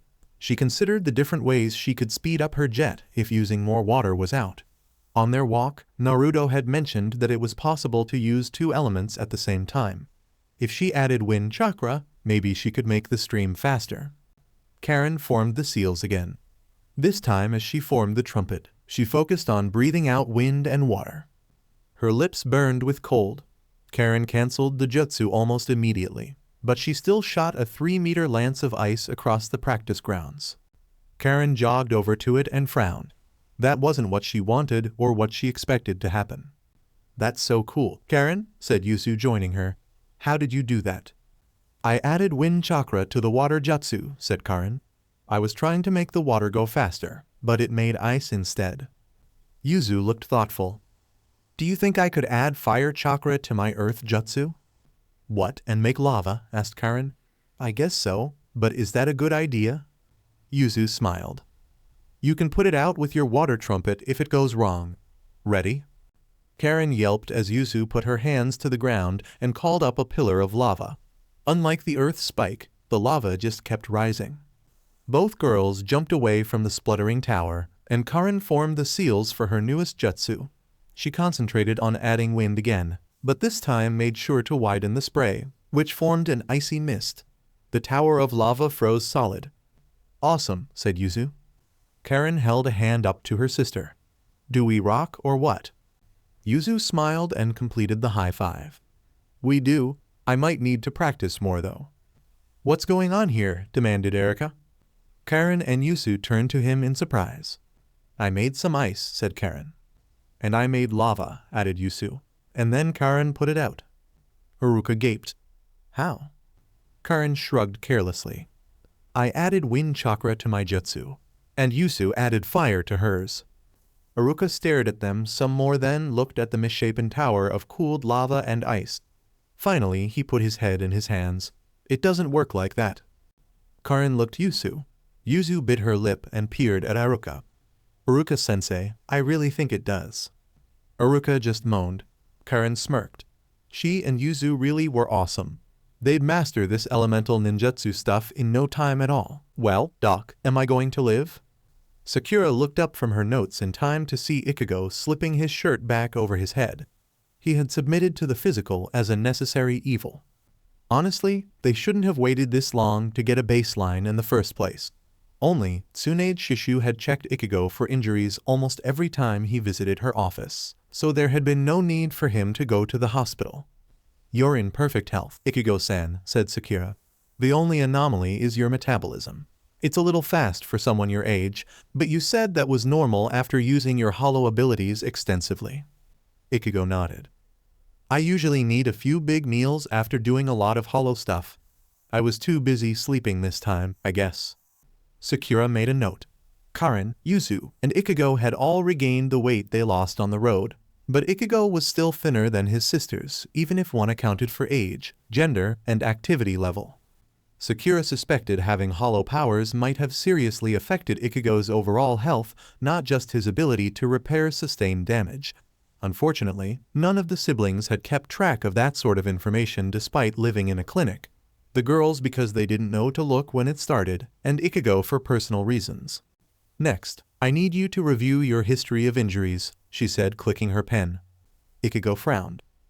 Well, I got into lots of fights when I was younger, but I never broke anything or had to go to the hospital. So bruises and small cuts mostly. Then there was this, he pointed at his arm where he had been stabbed on the mission, and that time Jinjo sliced my eyes open, but Orihime healed that, and that's about it. Sakura stared. That's it. Those are the only times anyone has ever injured you. A few schoolyard bullies, a water clone, and some guy who sliced open your eyes. There went Sakura's professional tone, but Ichigo didn't seem to notice or care. No, all sorts of people kicked the crap out of me, said Ichigo. But those are the only major injuries I sustained in my body. Usually, I'm in Shinigami form when I fight. Oh, said Sakura. She didn't know how to heal a soul. That was what Naruto was for in a metaphorical sense. Well, can you think of anything else? Ichigo frowned. That time Rukia stabbed me to give me her powers, I guess, and when Hettenclogs cut my chain of fate too. But that's it. Sakura sighed. I don't know what that means. I died. Both times, said Ichigo with a shrug, but I got better. Sakura very carefully set her pen down before she could crush it. Then she counted slowly backwards from 100. Yelling at her teammates about being reckless with their health was one thing. Yelling at her patients was entirely another. In this case, she didn't think it would have much effect anyway. You've died. Twice, said Sakura eventually. Ichigo was eyeing her carefully. She must not look as calm as she had hoped. Probably 3 times. But I wasn't in my body that last time, and I got better. I can see that, said Sakura. She tried not to sigh, and here she had thought Naruto was a difficult patient. Well, keep up the good work. Now, about your eyes. Was your vision affected in any way? Your eye exam placed you in the 90th percentile. No, Orihime healed them, said Ichigo. Her power can reject damage so that it never happened. She healed most of my wounds when I was fighting. Sakura itched to know how, but she suspected the method would be beyond her. Tsunade Shishu's creation rebirth technique could perfectly heal a damaged body, but it couldn't reverse damage done to cells, only make new ones. The technique Ichigo described sounded impossible, but then again, his very existence sounded impossible. In that case, I have a few questions about your Quincy abilities and how they affect your body, she said. I'm not sure how all the Quincy stuff works, said Ichigo, but I'll do my best. Sakura smiled reassuringly. That's all we ask. Now, do you manifest a Dojutsu? That's the eye thing, right? Sakura nodded, and Ichigo rolled his eyes.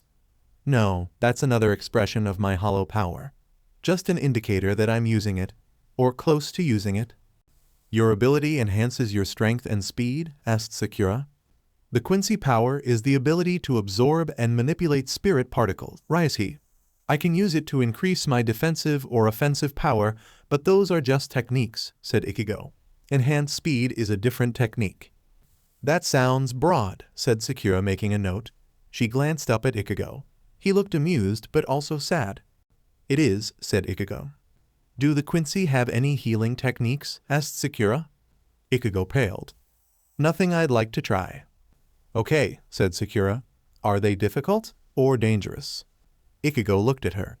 Yes. Sakura realized he wouldn't be telling her anymore. She throttled her irritation. He didn't want to talk about it, which meant the technique was probably dangerous for other people. He had just told her that Quincy powers involved moving energy from one object to another.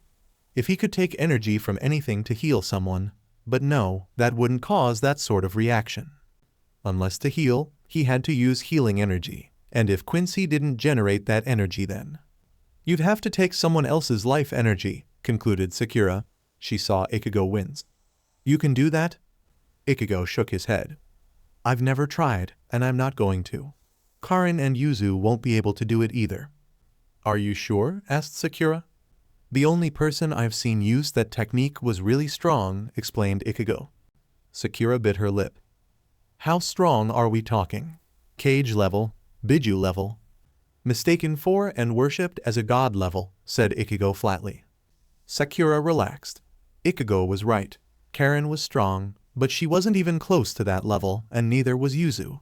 Naruto and Sasuke at their best might reach something close to it, but those sorts of fighters didn't just turn up out of nowhere. She looked at Ichigo. He said his sisters couldn't do it, but that he had never tried. Ichigo met her gaze openly. Sakura resolved to talk to Naruto about it later. Does your Kekkei Genkai affect your body directly in any other way? Asked Sakura, moving into safer territory. I can stop myself from bleeding, he said, latching on to the topic. It's one of the side effects of Bleachedit, the defensive technique. Sakura was impressed. That would be an extremely useful technique to have in the middle of battle.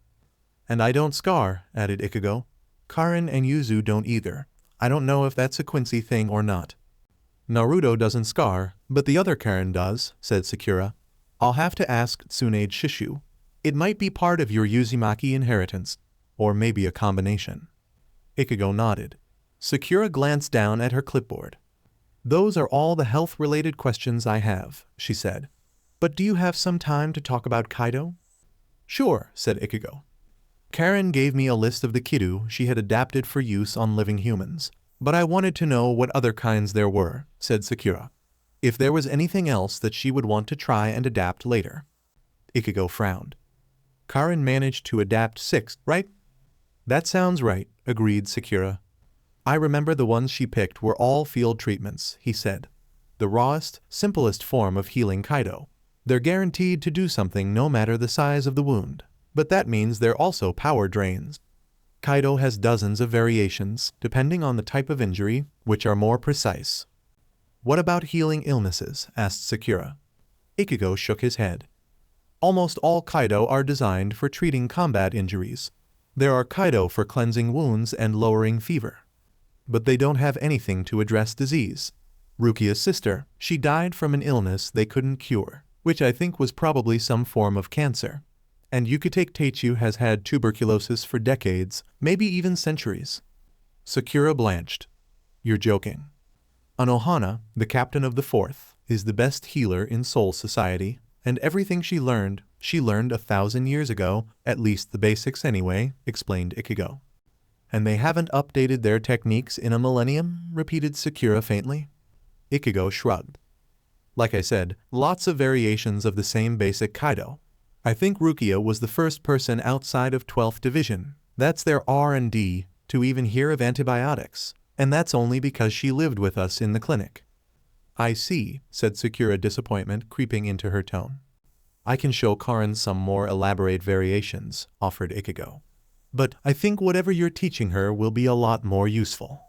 Sakura hesitated for a brief moment, but her natural curiosity overcame her. Ichigo-san, why did Captain Anohana teach you healing techniques? I'm under the impression you don't have much aptitude for it. Ichigo sighed heavily and crossed his arms. This is going to sound weird. Sakura raised a brow and waved a hand in his direction. Everything about Ichigo sounded weird. What was one more thing?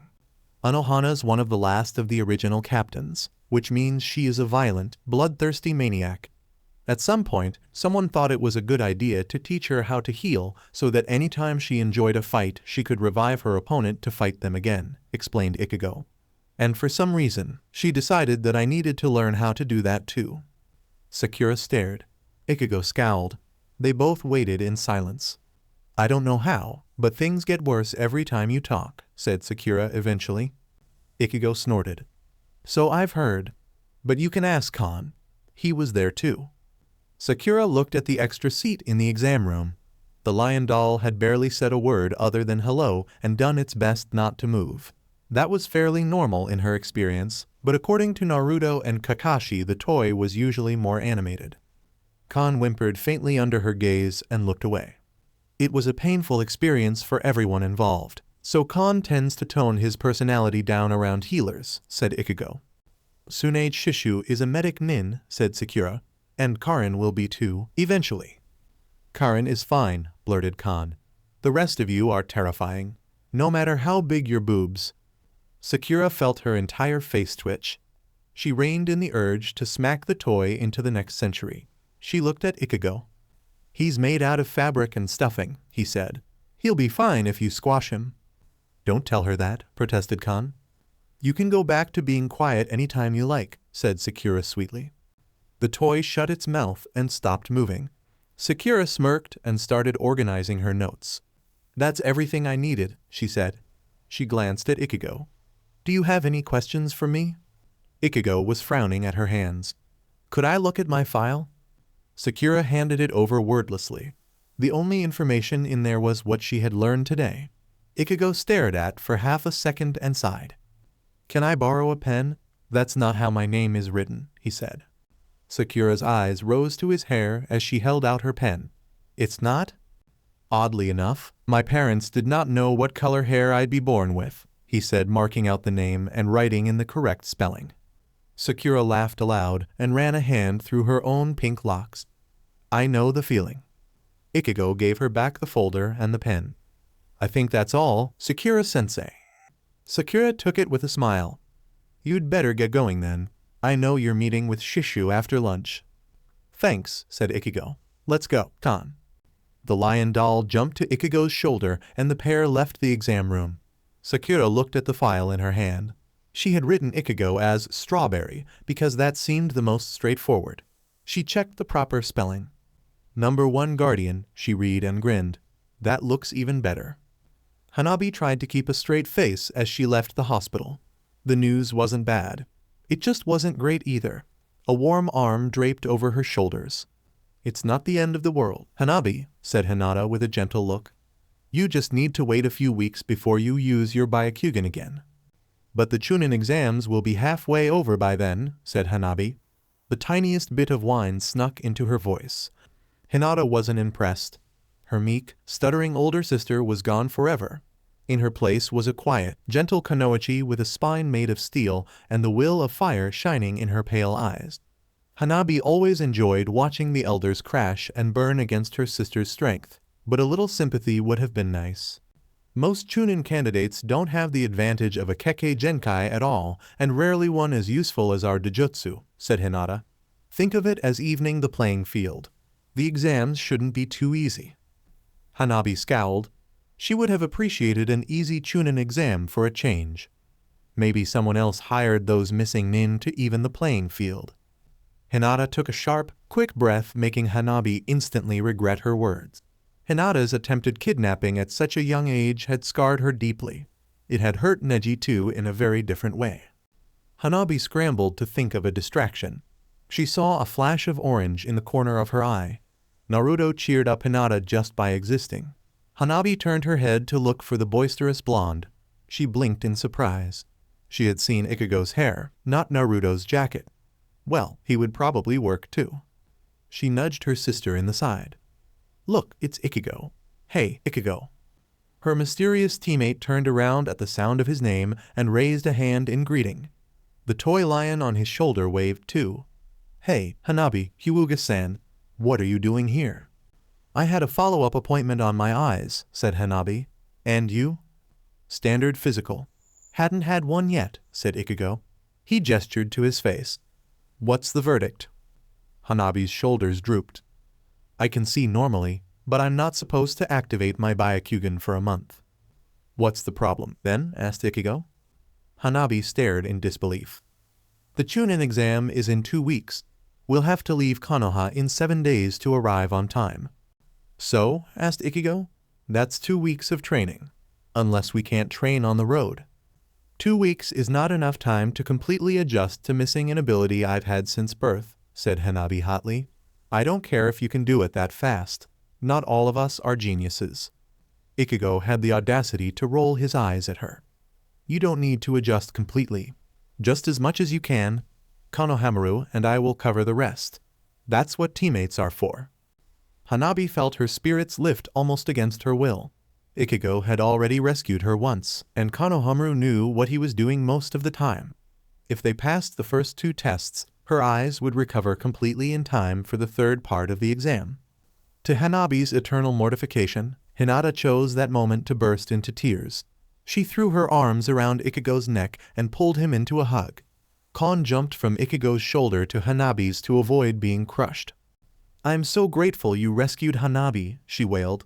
When Neji told us what had happened, I was so worried. Ichigo blushed. You're welcome, he said tentatively. Hinata just tightened her grip and started to cry harder. It was too late for Hanabi to move away. People had seen them together. She would just have to wait it out. She ignored the small tinge of pleasure she felt at knowing Hinata cared enough to cry about her in public. The whole thing was undignified. Ichigo patted Hinata lightly on the back. His face was almost the color of a strawberry at this point. He looked flustered but not embarrassed like Hanabi. She smirked. This could be amusing.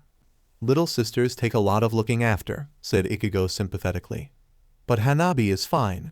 She's standing right there, staring at us, grinning evilly. Hinata dropped Ichigo like a hot coal and turned a suspicious gaze on Hanabi, who schooled her face into well-practiced blankness. It didn't help that Kon chose that moment to snicker into her ear. A moment later, Hinata recovered her equilibrium. Her face drained of color and her hands flew to cover her mouth. She turned back to Ichigo. I didn't mean to cry on you, Kurosaki-san. I apologize, said Hinata. It's fine, said Ichigo quickly. I mean, you didn't really need to cry, but it wasn't bad that you, never mind. Hanabi watched as her sister and Ichigo slowly grew redder and redder in the face. She had learned more about Ichigo in the last 4 days than she had in the last 4 weeks. It was fascinating. More significantly, it was hilarious. Hinata's long-held crush on Naruto meant she had almost zero dating experience. Ichigo appeared to be in the same straits. Hanabi kept her face still with Herculean effort. Hinata ni Sama and I were on our way to lunch. Would you like to join us, Ichigo? Both of them shot glares her way that read, Why are you doing this to me?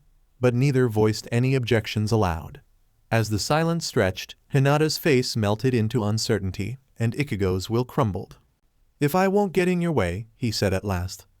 You won't, said Hinata. Ichigo, typical of someone who associated with Naruto and Anko, had only eaten at Ikaraku and the Dango shop. Yakiniku-Q was reserved for team celebrations among Hinata's generation. Instead, they went to a tea room that Hanabi and her sister favored.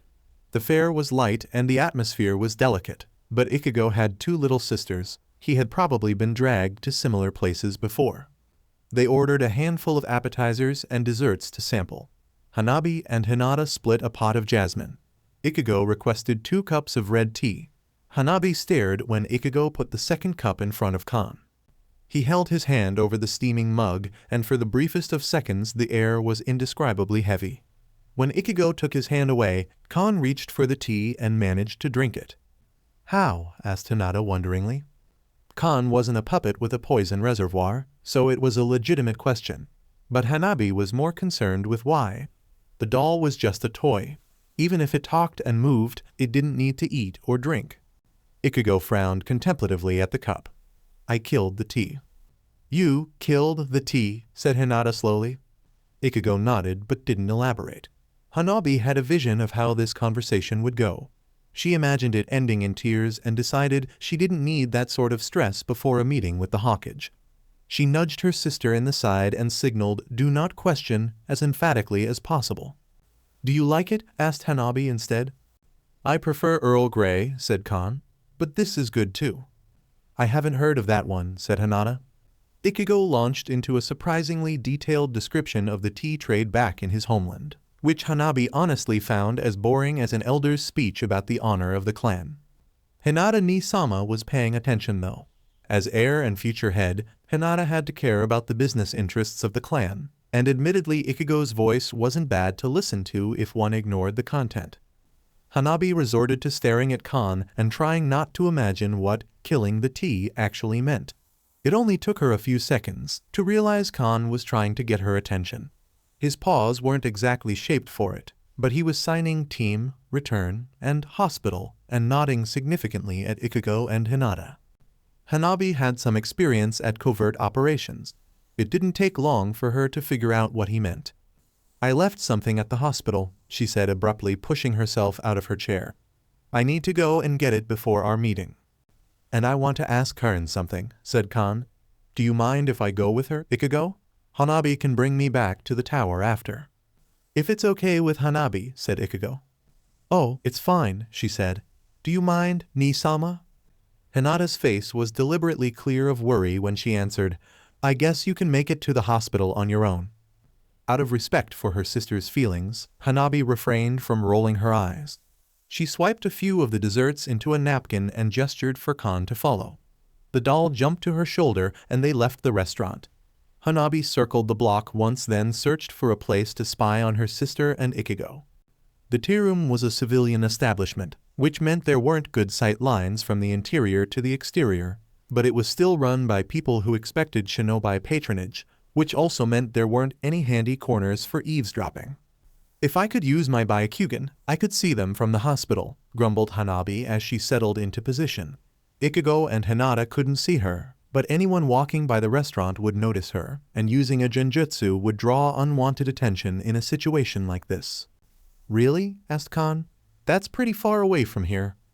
"Well, maybe not all the way at the hospital," admitted Hanabi.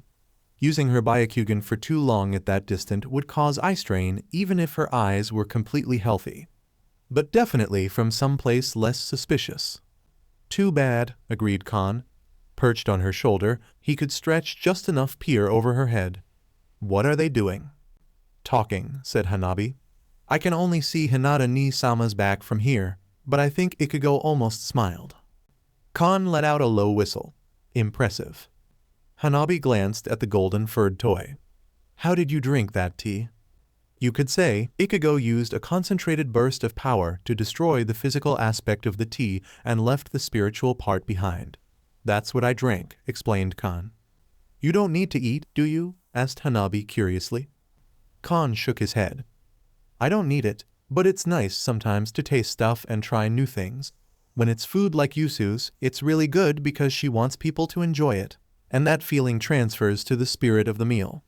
The tea was good too. The staff must really like you guys." "This is Ni-sama's favorite restaurant," said Hanabi, peering into the window. Still talking, that was a good sign. "So Ichigo killed tea just so you could try it." "Ichigo's a nice guy underneath the scowling," said Khan. "And I guess he trusts you guys. That's the first time he's used that power outside the house." Hanabi felt the rush of victory. Neji had been working on gaining Ichigo's trust for months, and she had managed in one mission. One mission where she had been captured and unconscious for the important parts, but still success. "You haven't eaten out very much," said Hanabi pragmatically. "No," said Khan. "I mean, even before we came here." Hanabi was stunned speechless. That was a big deal. Everyone with eyes knew that out of the 3 Kurosaki siblings, Ichigo was the one having the hardest time adjusting to life in Konoha. He trained with Team Guy, he trained with Team 3, and then they completed a D rank. Rinse and repeat. Day after day with only slight variation on the weekends. Ichigo had never been mean. In fact, he was always perfectly polite, but he was also distant and uninterested in Konohamaru and Hanabi personally. Hanabi hadn't cared and knew Konohamaru hadn't either. They had formed temporary teams with all sorts of people, some of them much less pleasant than a standoffish Ichigo. Now, she was starting to realize that Ichigo wasn't really like that all. "Hanabi-chan, what are you doing?" Hanabi snapped her head around. All 3 members of the Konohamaru Corps were staring at her in confusion. They also happened to be in line with the window. "Get down," she hissed. Obediently, all 3 dropped to the ground. "Seriously, Hanabi-chan, what's going on?" asked Mogi. Hanabi studied her rival carefully. Mogi specialized in genjutsu and taijutsu. She hid from her opponents until they were in range and then pummeled them into ground. She also knew all the tricky, perception-distorting techniques that were useful in combat. She and Hanabi had competed for the position of Kunoichi of the Year the entire time they were in the academy.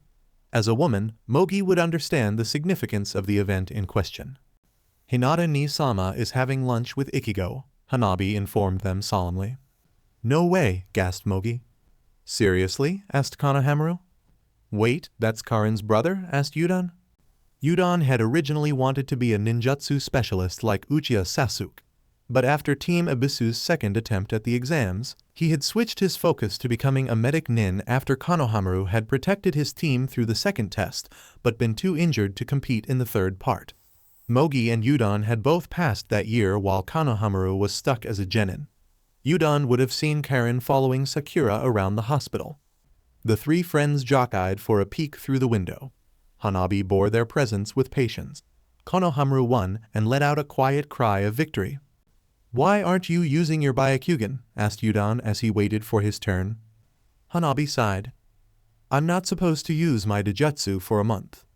"But the Chunin exams start in 2 weeks, protested Mogi. "That's what I said," muttered Hanabi. Konohamaru dropped away from the window. Mogi and Udon renewed their competition, but Konohamaru bumped his shoulder against Hanabi's. "You'll be fine for the third part of the exam, right?" said Konohamaru. "Me and Ichigo can watch your back till then." Hanabi smiled. "That's what he said." "Of course," said Konohamaru. "Ichigo's a shinobi of Konoha and the boss's cousin. He's just a little stiff." "Maybe he's not," said Hanabi. "I saw him almost smile earlier." Konohamaru stared at her. "Now you're definitely joking." Hanabi gave him her most serious glare. Konohamaru's expression slowly shifted into awe. Hanabi nodded. That was the appropriate reaction. "Why are the 4 of you peeping in a tea room? If you've got to stare, at least pick someplace decent, like a bathhouse." All 4 of them froze, 5 if you included Kan, and slowly looked up to see Anko leaning over them. Standing a little ways behind her was Yuzu, and farther down the street were Ino, Sakura, and Karin. The 5 of them must have been having lunch together today. It wasn't impossible. Ino was friends with Sakura and a colleague of Anko's after all. But what were the odds that they would all pass this street now? Konohamaru was the first to cave. "Ichigo and Hinata are on a date." All 5 women perked up at the announcement. Hanabi had no idea Anko was interested in that sort of thing. As far as she knew, the Jounin was the queen of one-night stands. "Did you just say Ichigo was on a date?" Karin sounded surprised, confirming that, yes, Ichigo was just as bad at dating as Hinata. But more important than confirming Hanabi's theories and more frightening than the curiosity of 3 of the village's most famous kunoichi was the look on Yuzu's face. She looked like a cat who had a mouse in her sights and intended to play. Hanabi felt a faint tugging on her hair. Kan was futilely trying to move her out of the way. Hanabi took the hint and dragged Konohamaru with her. Yuzu stalked forward and Mogi and Udon silently melted out of the way. This close Hanabi could see burns in Yuzu's outfit and smell the sharp sting of hot ash. Hanabi silently thanked her lucky stars that she wasn't the focus of that attention. Ichigo might be gruff, and Karin might be tough, but Yuzu was downright scary. Ichigo and Hinata stared at each other across the table. Hanabi and Kan's abrupt departure had startled them out of their conversation, or Ichigo's one-sided rant as it were. "I think I might have run your sister off," he said apologetically. "Hanabi's not very interested in commerce," said Hinata. "I was under the impression your family owned a medical clinic before you came to Konoha. But were you intending to go into trade?" Embarrassed, Ichigo shuffled a hand through his hair. "No, I was studying law before. Just after my mother died, I sort of obsessed over everything she liked, and she really enjoyed all these foreign teas. I think because some of her ancestors came from those places. so learning about tea was a way to keep her close. I might have gone a little overboard at the time. I guess it sounds weird now. Hinata shook her head. No, not at all. This is my mother's favorite tea room. We came here together before she passed away. I started bringing Hanabi with me after I became a genin, but I don't think she remembers coming with mother. Hanabi was just a baby when she died. I'm sorry for your loss, offered Ichigo. And I'm sorry for yours, said Hinata. But my mother wouldn't want us to have such a sad conversation at her favorite shop. So, you were studying law, you said? Ichigo nodded. Yeah, I thought about maybe joining the police, but I had some authority issues. So, I decided to become a defense lawyer instead. That way you could keep protecting people without anyone ordering you around, suggested Hinata. Ichigo ducked his head. Is it that obvious? Hinata held her thumb and forefinger together. Just a little. Ichigo squashed a grin into his usual scowl. You seem pretty knowledgeable about trade yourself, Hyuga-san. Is that part of your duties as heir? Hinata sighed. One of many. I almost got out of it too. Unfortunately, Hanabi decided she'd rather focus her efforts on improving her skills than on hurting elders. She does seem pretty committed to joining Anbu, said Ichigo. Hanabi told you that? Asked Hinata in surprise. Ichigo faltered. Hanabi hadn't used words, but he had felt her desire for something different in her strikes during practice. Gentle fist wasn't what she wanted to be learning. Not exactly, he said. You could say, I guessed from her fighting style. Speaking of which, I hope I didn't make too much trouble for you when I used that modified gentle fist on Hanabi. Hinata shook her head. Neji-san helped me talk most of them down, and rescuing Hanabi turned opinion in your favor, Kurosaki-san. Naruto had a much harder time than I. I would have gone after Hanabi either way, Ichigo hastened to assure her. But Naruto had trouble. Why? Our elders complained to the elders from other clans, and by the morning you left half of them were convinced you were sent here to steal all of Konoha's Kekkei Genkai, explained Hinata. Ichigo was mystified. What? How? Hinata nodded her head toward the window. You might find this hard to believe, but Konoha and all of the elemental countries are transitioning into an unprecedented era of peace. The elders have never seen anything like it. I think the change frightens them. If you were a spy, then that's something they can understand and do something about. Paranoid old men, said Ichigo. Got it. Let's be fair, Kurosaki-san, said Hinata. Some of them are paranoid old women, too. Ichigo's mouth twitched involuntarily into a grin. It faded, though, as he thought about what Hinata was saying.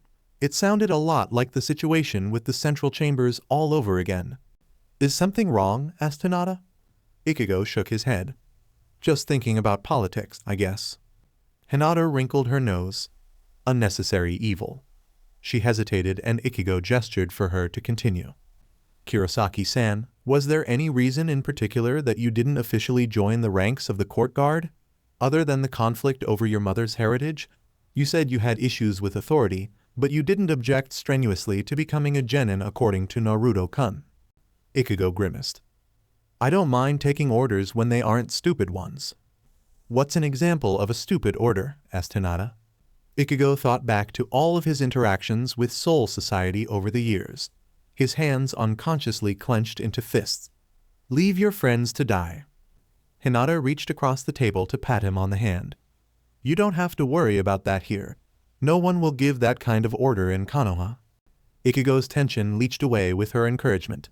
Ichigo wasn't a fool. He knew what the world was like. Sometimes you had to leave people behind to complete your mission. Ichigo couldn't count the times he had left one of his friends to face one enemy while he went on to fight another. But that was a different kind of sacrifice, one that was unasked for, not demanded. Thanks, he said gently. Then he shivered. He glanced up but didn't see anyone nearby. Do you get the feeling we're being watched? Hinata frowned and raised her free hand to form a seal. Byakugan. The veins around Hinata's eyes bulged. Her face shifted from concern to alarmed. It's Hanabi and Khan. Ichigo snorted. Figures. I must have bored them to death. And Konohamaru and his friends, Mogi and Udon, continued Hinata. Oh, asked Ichigo. He couldn't imagine why they were there. And Anko-san, Sakura-chan, Ino-chan, and your sisters, added Hinata in a rush. Ichigo's eyes widened slightly. You mean, everyone who knows both of us and might have reason to think of this as a date? Well, cousin Neji and his team aren't there, and Naruto-kun must be at the tower, offered Hinata gamely.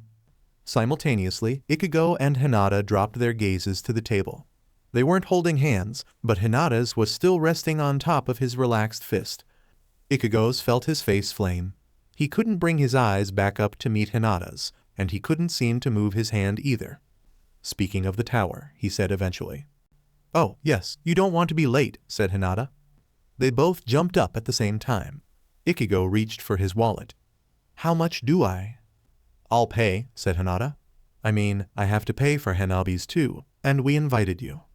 Then I'll pay next time, said Ichigo firmly. Hinata squeaked. Next time? Ichigo blushed even harder. Next time we eat together, if that's okay? That's okay, repeated Hinata. Okay, said Ichigo. Hinata raised her hands to her mouth and started tapping her fingers together, completely derailing Ichigo's train of thought. The Hokage? She said quietly. Right, thanks, bye. Ichigo took off for the Hokage tower in an attempt to outrun any more awkward conversation. The next thing he knew, Ichigo was standing outside Tsunede's office next to Kurenai. She and Shizune, who had risen from her desk, were both holding half-drawn kunai. He stared at the weapon in his sensei's hand. Is something wrong? Ichigo? Asked Kurenai, holstering her kunai. Where did you come from, and what was that noise? Ichigo's face hadn't even had time to cool from his earlier bout of blushing before flooding with heat. He must have used Sunito by accident, and every person between the tea room and the tower must have noticed. How embarrassing. Sorry, I thought I was late, he said. No, we still have a few minutes, said Kurenai. You didn't happen to see Hanabi and Konohamaru on your way over, did you? Ichigo cleared his throat. They were behind me. Kurenai hummed noncommittally. The door to the Hokage's office slammed open. What in the world was that noise? Demanded Tsunade. Shizune and Kurenai both pointed at Ichigo, who squawked a vain protest at the betrayal. Tsunade looked unimpressed. It's noisy. Knock it off, she said. Where's the rest of your team? They're on their way, said Kurenai. They still have 2 more minutes, Hokage-sama, added Shizune helpfully. Tsunade huffed and slammed the doors shut. Less than a minute later, Konohamaru and Hanabi came racing up the stairs. Kon clung gamely to Hanabi's back. When they stopped, he jumped to Ichigo's shoulder. Sunito? Whispered the Monsol. Really, Ichigo? I didn't want to be late, said Ichigo stiffly. That was his story, and he was sticking to it. Said Kon. Yuzu and Karin are going to ask you about everything when we get home. And you know, Yusu's trained how to do that now. Ichigo grimaced. Maybe I can ask them about their ninjutsu training instead. Karin said it went well, said Kon. But you know that won't stop them for long. Ichigo side-eyed him. Oh, when did she tell you that? At the hospital like you said? Or when you all were spying on us? Konohamaru and Hanabi didn't twitch a muscle. Kon squeaked and faced forward. Kurenai stared at all of them. What's going on? The doors to the office crashed open a second time. All right, come on in, called Tsunade. The Hokage sat behind her desk, and Naruto was presumably at his. But he appeared to be buried beneath a pile of ancient scrolls. There was the occasional rustle of paper or pathetic wheeze, but it didn't seem Naruto would be joining in the mission review. Tsunade leveled her gaze at the team. Team 3 technically completed the C-rank mission as assigned, though obviously not as desired. Due to the interference of missing Nin, your mission was reclassified as an A rank. However, since Kurosaki was the only participant in the rescue and retrieval, he will be the only one receiving a rank pay. The rest of you will receive the normal compensation for a C rank. Is that understood? Ichigo and the rest of the team nodded. Kurosaki, you also get this, said Tsunade. She tossed a scroll at his head. Ichigo snatched it out of the air and raised a questioning brow. You eliminated 2 Jounin and 2 Chuin. All 4 were missing Nin from Kumo and wanted for war crimes. All of them had bounties in the bingo book. Take that scroll to the bank, and they will exchange it for the appropriate amount of money, said Tsunade. Yes, ma'am, said Ichigo. He tucked the scroll away gingerly. He might take a while before he cashed in. He had never been paid to kill someone before. Until recently, Soul Society had thought his continued existence was compensation enough. Tsunade was frowning at him. Normally, we do not encourage genin to track down dangerous shinobi of unknown skill level without the aid of their jounin instructors. You should have waited for Kurenai to recover. But given the reputation of shinobi you killed, it's just as well that you didn't for Hanabi and Konohamaru's sakes. Ichigo's teammates paled considerably. Ichigo grimaced. The female Konoichi who wanted revenge for her brother had had the purest motivation of the entire group, but even she had been twisted inside. Ichigo never enjoyed killing, not when he was himself, but in this case, he didn't regret the deaths at all. Now, we need to discuss how you were ambushed in the first place, said Tsunade. Did you see any of the shinobi when you made the drop? Or did you have any suspicion that you were being followed? No, ma'am, said Kurenai. The mission proceeded as normal until the ambush. Tsunade frowned. Hyuga, when was the last time you used your Byakugan before the ambush? Ma'am, my Byakugan was active at the time of the ambush, said Hanabi. I didn't observe anything unusual about the ground before the explosion. I also didn't see any shinobi within 2 kilometers. And you didn't notice anything either, Kurosaki? Asked Tsunade. No, ma'am, said Ichigo. 2 kilometers is outside my range unless the energy source is extremely strong or extremely active. He hesitated, then added, there was also some natural interference at near the site of the ambush. Natural interference? Asked Tsunade sharply. There was another large source of spiritual pressure nearby, said Ichigo. It appeared natural and wasn't moving, so I didn't mention it. Next time, inform your team leader if something interferes with your ability to sense potential enemy shinobi, said Tsunade. Yes, ma'am, said Ichigo, suitably chastened. Between Karin's coaching of Isabu and acclamation on the part of Ichigo, he had managed to filter out the Sanbai's Ryastu much the way he had learned to ignore Naruto and the Kyubais, but he would remember in the future. There are a handful of techniques that have been developed to counter the Byakugan, though they are not widely known. Given the background of the shinobi that attacked you, it is likely that they knew at least some of those techniques, Tsunade told them. Hanabi stiffened. Ichigo wondered how exactly that was possible. The Byakugan could see through everything according to Neji. Maybe they had layered the ground with explosive powder so that it blended in. But what was the trigger? And how had they known the team would go in that direction? Maybe Ichigo should have kept one of them alive to interrogate. Kurosaki, I need you to explain some of the terms you used in your report, said Tsunade. Ma'am? Prompted Ichigo. We analyzed the residue of the sleeping powder left and determined it part of an experimental blend from Suna either smuggled and sold or stolen, said Tsunade. There's no counteragent as of yet, and it's extremely fast-acting once inhaled. How did you remain unaffected? Ichigo frowned. I wasn't completely unaffected, but my regenerative powers metabolized before I could go under. Tsunade made a note on the report in front of her.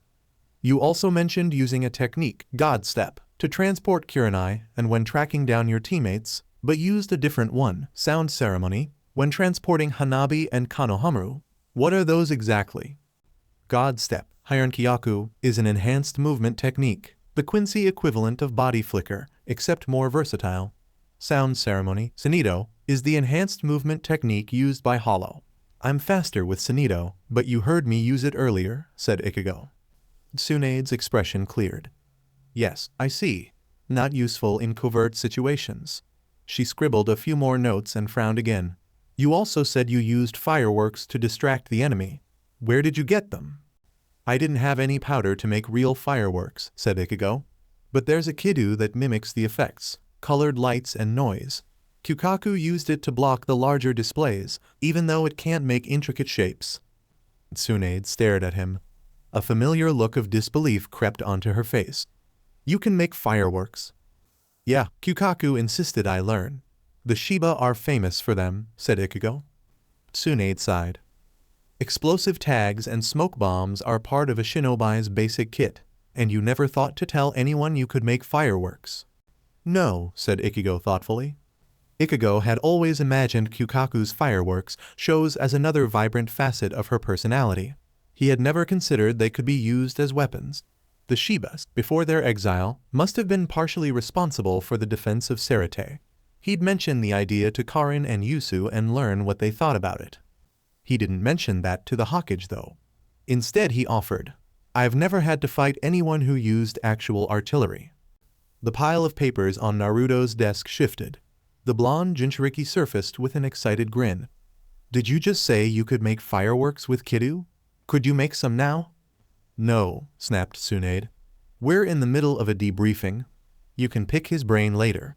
Now get back to work." Naruto grumbled but disappeared back into the assortment of scrolls. Tsunade returned her attention to Ichigo. "You also reported using 2 more techniques, Hollow Flash and Hollow Bullet. Those are obviously hollow techniques, but what do they do?" asked Tsunade. "Zero, Hollow Flash, is concentrated blast of energy. The more time you have to build up energy, the stronger it becomes. I made it strong enough to be an instant kill shot. The second technique, Hollow Bullet, Bala, is a quick-release version of the same ability. It doesn't have the same destructive force, but it does have more concussive force. The Kunoichi was a jounin, so she had enough spiritual pressure to survive the blast from the Bala, but it knocked her away from Hanabi," explained Ichigo. "Why didn't you charge 3 zeros and snipe all of the kidnappers?" asked Tsunade. "It's red light, and it moves in a straight line," said Ichigo. "After the first one, they knew where to find me, and I didn't want to move too far away in case they decided to cut their losses and run." Tsunade nodded. "In that case, well done. Do any of you have anything to add that wasn't in the written report?" Ichigo and the rest of Team 3 remained silent. Tsunade nodded. "Then our mission review is concluded," she said. "Before you are dismissed, Kiranai, have you tested Ichigo for an elemental affinity yet?" Kiranai shook her head. "No, ma'am. I was going to tomorrow when we resume training." "Do you have any chakra paper on you?" asked Tsunade. Kiranai reached into her vest and drew out a square piece of paper. "Explain it to Ichigo," ordered Tsunade. Ichigo arched a brow, but obediently turned to Kiranai. "Every shinobi has a natural affinity for one of the 5 elements, fire, wind, lightning, earth, or water," said Kiranai. "As they advance in rank, shinobi identify their affinity and use it to master nature transformation to enhance their jutsu. Shinobi can use all 5 basic elements, but only elite shinobi can master more than one element. It is a significant achievement to master all 5 elements. The 3rd Hokage managed to do so, and that is Konohamaru's goal also," she concluded. "My affinity's for fire, but I can use wind release jutsu too," said Konohamaru. "My natural affinity is also fire, but I focused on learning yin release to enhance my genjutsu," said Kiranai. "Yin release focuses on mental or spiritual energies, while yang release emphasizes physical power. My affinity is for water like the rest of my clan," said Hanabi. "But I've been working on lightning release too." "Karin and Yusu mentioned something like that," said Ichigo. "Karin is water and Yuzu is earth. I guess the papers for the test?" "Chakra paper is grown specifically to help determine your elemental affinity," confirmed Kiranai. "You add your chakra to the paper and—" The square in Kiranai's hand ignited and turned to ash. She dusted off her hands and pulled out another piece. She gave to Ichigo. "Your turn," said Kiranai. "Affinity runs in bloodlines, so you'll probably have the same as one of your sisters. Or you might have wind like Naruto." Ichigo focused on the paper. He gradually channeled chakra into his hand. Nothing. He added a bit more. Still nothing. "What are you waiting for?" asked Konohamaru. "It didn't work," said Ichigo. "Try more chakra?" suggested Hanabi. Ichigo surged chakra into his hand the way same he had when Sakura tested him more than a month ago. It was enough chakra to bruise an ordinary person's chakra coils, but there was no reaction. "Still didn't work," said Ichigo. Kiranai frowned and took the paper back. Ichigo felt a brief surge in her Ryayatsu. She blinked in surprise. "It's already been activated." Tsunade slammed a fist against her desk. There was a sharp crack, and the wooden monstrosity split in 2. Ichigo took a cautious step back. Kan was prudently trying to hide behind Ichigo's head. "Naruto, he's your cousin, you deal with it," barked Tsunade. "He's your cousin too," yelped Naruto. "And how am I supposed to look for not having an affinity? It's not like the other 2. That's not ominous at all, muttered Konohamaru. Ichigo narrowed his eyes. Did something happen with Karin and Yusu when they were practicing? They're fine, Ichigo. We saw them at lunch, said Hanabi. You're not wrong though, said Tsunade, settling back down. The loss of her desk didn't seem to faze her at all. Karin managed to use ice release and Yusu used lava release during their morning training. Oh, said Konohamaru.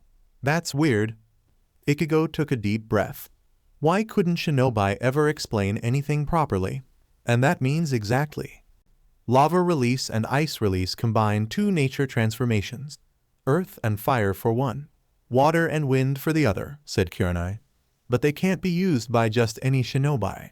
They're a form of Kekkei Genkai and have to be inherited. Oh, said Ichigo. So Naruto is. Looking through records of joint mission with Uzu Nin trying to see if there are any examples of lava or ice release in our bloodline, said Naruto. Except there aren't any because Whirlpool was famous for Fuinjutsu. Ichigo frowned. If these combined releases have to be inherited, how did ninja develop them in the first place? Tsunade looked at Naruto, who shrugged expressively. She looked back to Ichigo.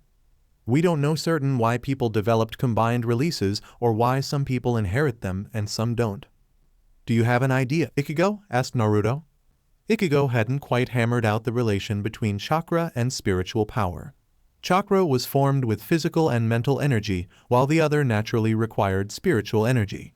He did know that one was generally indicative of the other in shinobi, and that even though they didn't seem to notice Ryayatsu, shinobi were still affected by it. I think I might know why Yuzu has lava release, said Ichigo, calling to mind the molten pool at the bottom level of hell. But I don't know how Karin could have spent that much time around ice. Rukia didn't have any power while she lived with us. Realization struck Ichigo like a lightning bolt, and his face grew into a thunderous cloud to match. Did you think of something? Asked Naruto, the only person brave enough to dare. Hitsugeya Toshiro. Toshiro sneezed violently, knocking a stack of paperwork onto the floor in the process. These days the piles of forms seemed to spawn on his desk. Every time he turned around there was something more to sign and something else to review. Oh, Teicho, do you have a cold? Asked Rangaku. I can go get some soup from the canteen. I don't get colds, said Hitsugeya. It was one of the many advantages of having the strongest ice Zanpakuto in Seoul society. The paperwork was one of the few disadvantages. Sit down, Matsumoto. He sneezed again. There was probably a colony of dust mites in his office. He couldn't get anyone to clean until he cleared all the classified documents and more just kept appearing. Maybe you're working too hard, Teicho, said Rangaku. Oraheim-chan told me that stress lowers the immune system. Let's take a break. We can go to a bar. The ones around 11th are open this time of day. Toshiro rolled his eyes and tried to shake off the feeling of doom hanging over his head. Matsumoto, if you really want to cut down on my stress, then do your own paperwork. Ah, Teicho. So alright folks, that's all for today. Stay tuned for part 6. Do subscribe, like and share for more such videos. Also check out the story and author Zeionia Aka Disturbed on FANFICTIONnet. Press the bell icon to be notified first on release. See you in the next video. Till then, goodbye.